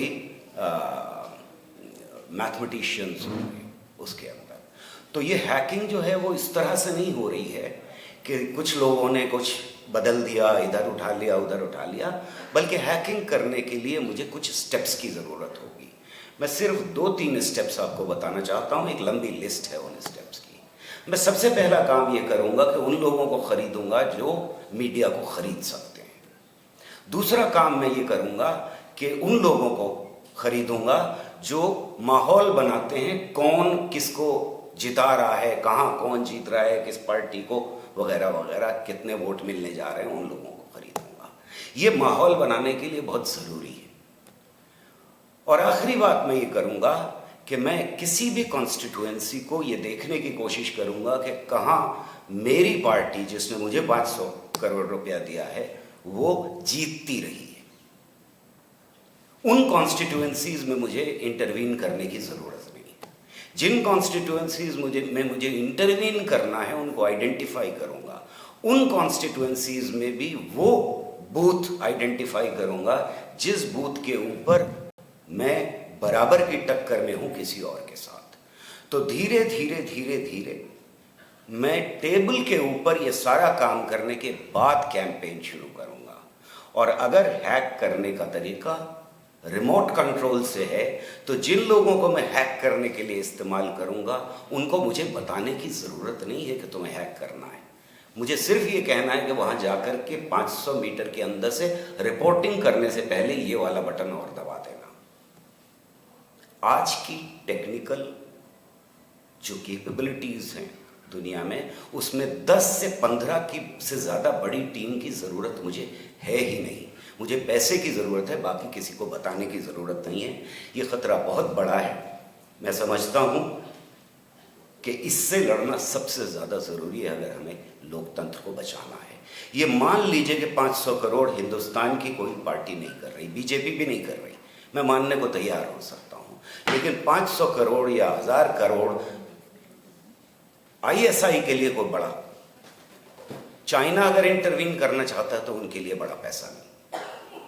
और CIA जिसको हमेशा यही काम दिया गया कि दूसरे कंट्रीज के अंदर डेमोक्रेसी को ख़त्म करो और उसका जो भी करना है किया जाए, जिस सरकार को बिठाना है बिठाया जाए, उनके लिए भी ये बड़ा पैसा है। और ना टेक्नोलॉजीज ऐसी हैं जो उनकी दस्तरस से बाहर हों। ख़तरा बड़ा है। मैं समझता हूँ कि यहाँ जो रेजोल्यूशंस पास किए गए हैं उसका सबको समर्थन करना चाहिए। करना था, किसी कारण से वो नहीं आ पाए हैं। मैं यहाँ पर RJD की तरफ से हूँ और जो भी रेजोल्यूशन इस सभा में रखा गया है उसको पूरी तरह से हम लोग उसके साथ एग्री करते हैं और आप सबके साथ मिलकर जहाँ कहीं भी होगा वहाँ पे हम लोग खड़े रहेंगे और आपके आंदोलन के साथ हैं। बहुत बहुत धन्यवाद। आपके सामने आज खड़ी हूँ यहाँ पे। इस मंच का आयोजन में जन सरोकार भी थे, उनका वहाँ चिन्ह है, इसीलिए सुबह मुझे मंच पे बिठाया गया था कि मैं जन सरोकार की प्रतिनिधित्व करते हुए वहाँ बैठूँ। सुबह आपने चुने हुए प्रतिनिधि उनके पार्टियों का आपने बात सुनी और जैसे आमतौर पे होता है वो हमारी बात सुनने के लिए कभी रुकते नहीं हैं, हम उनके बात सुनने के लिए तो पूरे टाइम देते हैं। तो आज भी मेरे ख्याल से कुछ 1 or 2 people are there to listen to us, but the majority of them have gone. So this is in a sense it's a commentary on our democracy. हमारी लोकतंत्र कैसे चलता है उसी पे एक ये टिप्पणी है कि हम उनके सुनते हैं, हमारी बात वो कम सुनते हैं। इसीलिए जनतंत्र में या लोकतंत्र में लोक एक तरफ है और तंत्र दूसरी तरफ है। तो इस परेशानी को हम कैसे, इस खाइयों को हम कैसे बिठाएं, वो भी एक सवाल है हमारे सामने। एक बहुत बड़ा मुद्दा जो आज सुबह आप लोग सुने, एक तो भाषा की, कि हिंदी में नहीं अंग्रेजी में ज़्यादा बात हुई। अंग्रेजी में बोलना ही हमारे देश में एक वर्ग और बहुत ही एक प्रिविलेज्ड क्लास का एक साथ एक अभिव्यक्ति का माना जाता है। मैं ये नहीं मानती हूँ कि ये जरूरी सत्य है, मगर अंग्रेजी जैसे फटकारे से बोला जाता था आज सुबह, वो केवल एक वर्ग बोल सकता है। अब ये वर्ग राज करता था, उस राज करने से उनको भी हटा दिया गया है। मैं सबसे निवेदन करूंगी कि बीच बीच पे ना बोलें। आप बीच बीच में बोलेंगे तो फिर मुझे और आवाज़ ऊंचा उठा के बोलना पड़ेगा। तो प्रतिनिधित्व करते समय हम लोग अपने जनता की जो बातें सुने वो तो हिंदी में सुने, मगर जो पहले सत्र में हम लोग बात सुने काफ़ी हद तक हम अंग्रेजी में सुने। अंजलि भारद्वाज को छोड़ के सब लोग अंग्रेजी में बोले। और ये मुझे इसमें एक दिक्कत है कि वो जो बातें कहे वो हमारे लिए बहुत महत्वपूर्ण था, अनुवाद करने के लिए टाइम नहीं रहा। तो अब ये पूरे जो ये मंच है, इस मंच का जुम्मा बनता है कि जो भी कहा गया उसको सरल हिंदी में, क्लिष्ट हिंदी में नहीं, सरल हिंदी में हर एक व्यक्ति के पास पहुंचाया जाए। क्योंकि यदि सरल हिंदी में नहीं पहुंचा जाए, वो क्लिष्ट हिंदी भी हम लोग समझते नहीं है। इतना तक हुआ है कि सूचना के अधिकार के कानून के अंग्रेजी को लोग समझ जाते हैं, मगर उसकी हिंदी अनुवाद को लोग समझते नहीं है। मुझे बहुत सारे लोग मेरे पास आके कहते हैं कि हिंदी अनुवाद तो बहुत क्लिष्ट है, आप अंग्रेजी ही दे दीजिए, हम उसी को पढ़ लेंगे। तो एक तो बात हो गई भाषा की, दूसरी भाषा है एक हिंदी और एक अंग्रेजी, मगर हिंदी अंग्रेजी इस पूरे देश को कवर नहीं करता है। कई वक्ताओं ने कहा भी है कि हर एक राज्य के बाद उसमें होना चाहिए। English and Hindi do not cover the linguistic facilities of the entire country as we discussed in many places. We have to have translations in every state language, whether it's Tamil, Telugu, Malayalam, Bengali, Odia, whatever it is, because English does not reach all the non-Hindi speaking people. तो हम लोग एक बड़ा campaign करने के लिए जा रहे हैं, एक अभियान करने के लिए जा रहे हैं, एक आंदोलन जताने के लिए जा रहे हैं। तो हमारी जो सूचनाएं थी वो हर भाषा में, सरल भाषा में, उनके हर एक बोली में उपस्थित होना चाहिए। तभी एक आंदोलन और एक अभियान शुरू होगा। और अभिनय के तहत हम लोग सब चीज़ कह नहीं सकते, शब्दों की भी जरूरत होती है। तो शब्द हमारे पास क्या होगा, नहीं होगा, उस पर भी हम लोगों को सोचना पड़ेगा। तीसरी बात यह है कि ना केवल हमारी बोली और भाषा अलग अलग है, हम जब लोगों तक पहुंचते हैं तो हमारी करनी कथनी और हमारे जो तरीके होते हैं, जो माध्यम होते हैं, वो भी बहुत अलग होते हैं। और सूचना के अधिकार का कानून का जो अभियान था, जो 1994 से शुरू होके 2004 तक चला, हमारे अभियान में और मनरेगा के अभियान में और सारे राइट्स बेस्ड जो लेजिस्लेशन से सारे अभियान इसलिए सफल हुए क्योंकि हम उसके साथ गाना, नाटक, नृत्य, गीत सब जोड़े। तो आम इंसान के साथ बातचीत करने के लिए केवल शब्द नहीं, केवल लिखी हुई शब्द नहीं, केवल बोली हुई शब्द नहीं, मगर हम किस तरीके से कर सकते हैं आप सब जानते हैं। मगर मैं कह रही हूँ जो हमारे दोस्त आए हुए हैं उनके लिए भी मैं कहना चाहती हूँ, ये बहुत महत्वपूर्ण था। अब आज के सुबह की बात काफ़ी तकनीकी थी, इस तकनीकी को भी सरल करना बहुत ज़रूरी है। इसीलिए मैं, यदि वो नाटक वाले सब यहाँ हैं, मैं उनको कहूँगी वो तैयार हो जाएं, क्योंकि ये नाटक ने उस तकनीकी के पीछे जो परेशानियां थी हमें समझने के लिए, उसको बिल्कुल साफ सुथरा एक तरीके के इस भाषा में बोले जो हमें हर एक जने को समझ में आया। तो लगता है कि हमें भी ढूंढने पड़ेंगे। We'll have to look for ways of presenting our ideas in a manner in which the common person on the street can understand what we are saying. It has to be not only in an idiom and a language that they know, but it has to be through methods that they can identify with and feel one with. And as in all our campaigns, we found them the most useful. So we will continue to do that. हमारे लिए बहुत सारे already existing आंदोलन हैं जो elections के साथ काम किए हैं। उदाहरण स्वरूप ADR के कोई साथी है यहाँ पे? एक कमल है, और कोई है ADR के? पंक्ति है। तो ADR से 2-3 जने आए हैं जो सूचना के अधिकार के साथ भी जुड़े हुए हैं। मगर ADR का एक बहुत बड़ा कैंपेन था जिसमें इलेक्शन में खड़े होने के समय एजुकेशन, संपत्ति, शिक्षा और क्रिमिनलिटी के ऊपर एफिडेविट्स फाइल करने की एक पूरी प्रक्रिया में उन्होंने काफ़ी संघर्ष की थी। भारत में, इंडिया में बहुत सारे लोग हैं जो इस किस्म के काम में छोटे मोटे रूप में काम ऑलरेडी कर रहे हैं, उनको भी हमें साथ लेके चलना पड़ेगा, नहीं तो ये अभियान चंद लोगों की ही रह जाएगी और दिल्ली दिल्ली दिखेगा। हमें दिल्ली के अलावा पूरी इंडिया को दिखाना पड़ेगा, चेहरे से, हाव भाव से, भाषा से, अभिव्यक्ति से दिखाना पड़ेगा। तो ये हमारे लिए बहुत महत्वपूर्ण है। तो उसको हम कैसे करें, वो हमारे लिए एक चुनौती है। It's a challenge how we will represent when we project ourselves as a campaign, not only people who live in big cities and who speak Hindi, but people who represent the person on the street and who talk in a language which they can identify with but also see themselves on the screen. तो इसके लिए भी हम लोगों के लिए प्रावधान करना पड़ेगा, नहीं तो ये चलेगा नहीं। और अंत में मैं यही कहना चाहूँगी कि ये जो पूरा कार्यक्रम सफल होगा यदि हम लोग एक पोलिंग बूथ के ऊपर असर कर सकते हैं। और पोलिंग बूथ क्या है वो या तो आईएएस में काम करते हुए कभी रिटर्निंग ऑफिसर हुए हो तो देखेंगे, नहीं तो हम लोगों को पता है उसकी राजनीति क्या होती है। तो उसमें असर करने के लिए इस चर्चा को हमें हर एक कॉन्स्टिट्यूएंसी केवल नहीं, हर एक पोलिंग बूथ के लोग जो पोल करने वाले हैं उन तक पहुंचना पड़ेगा। और उसको कैसे पहुंचाएंगे वो एक बहुत बड़ा चैलेंज है।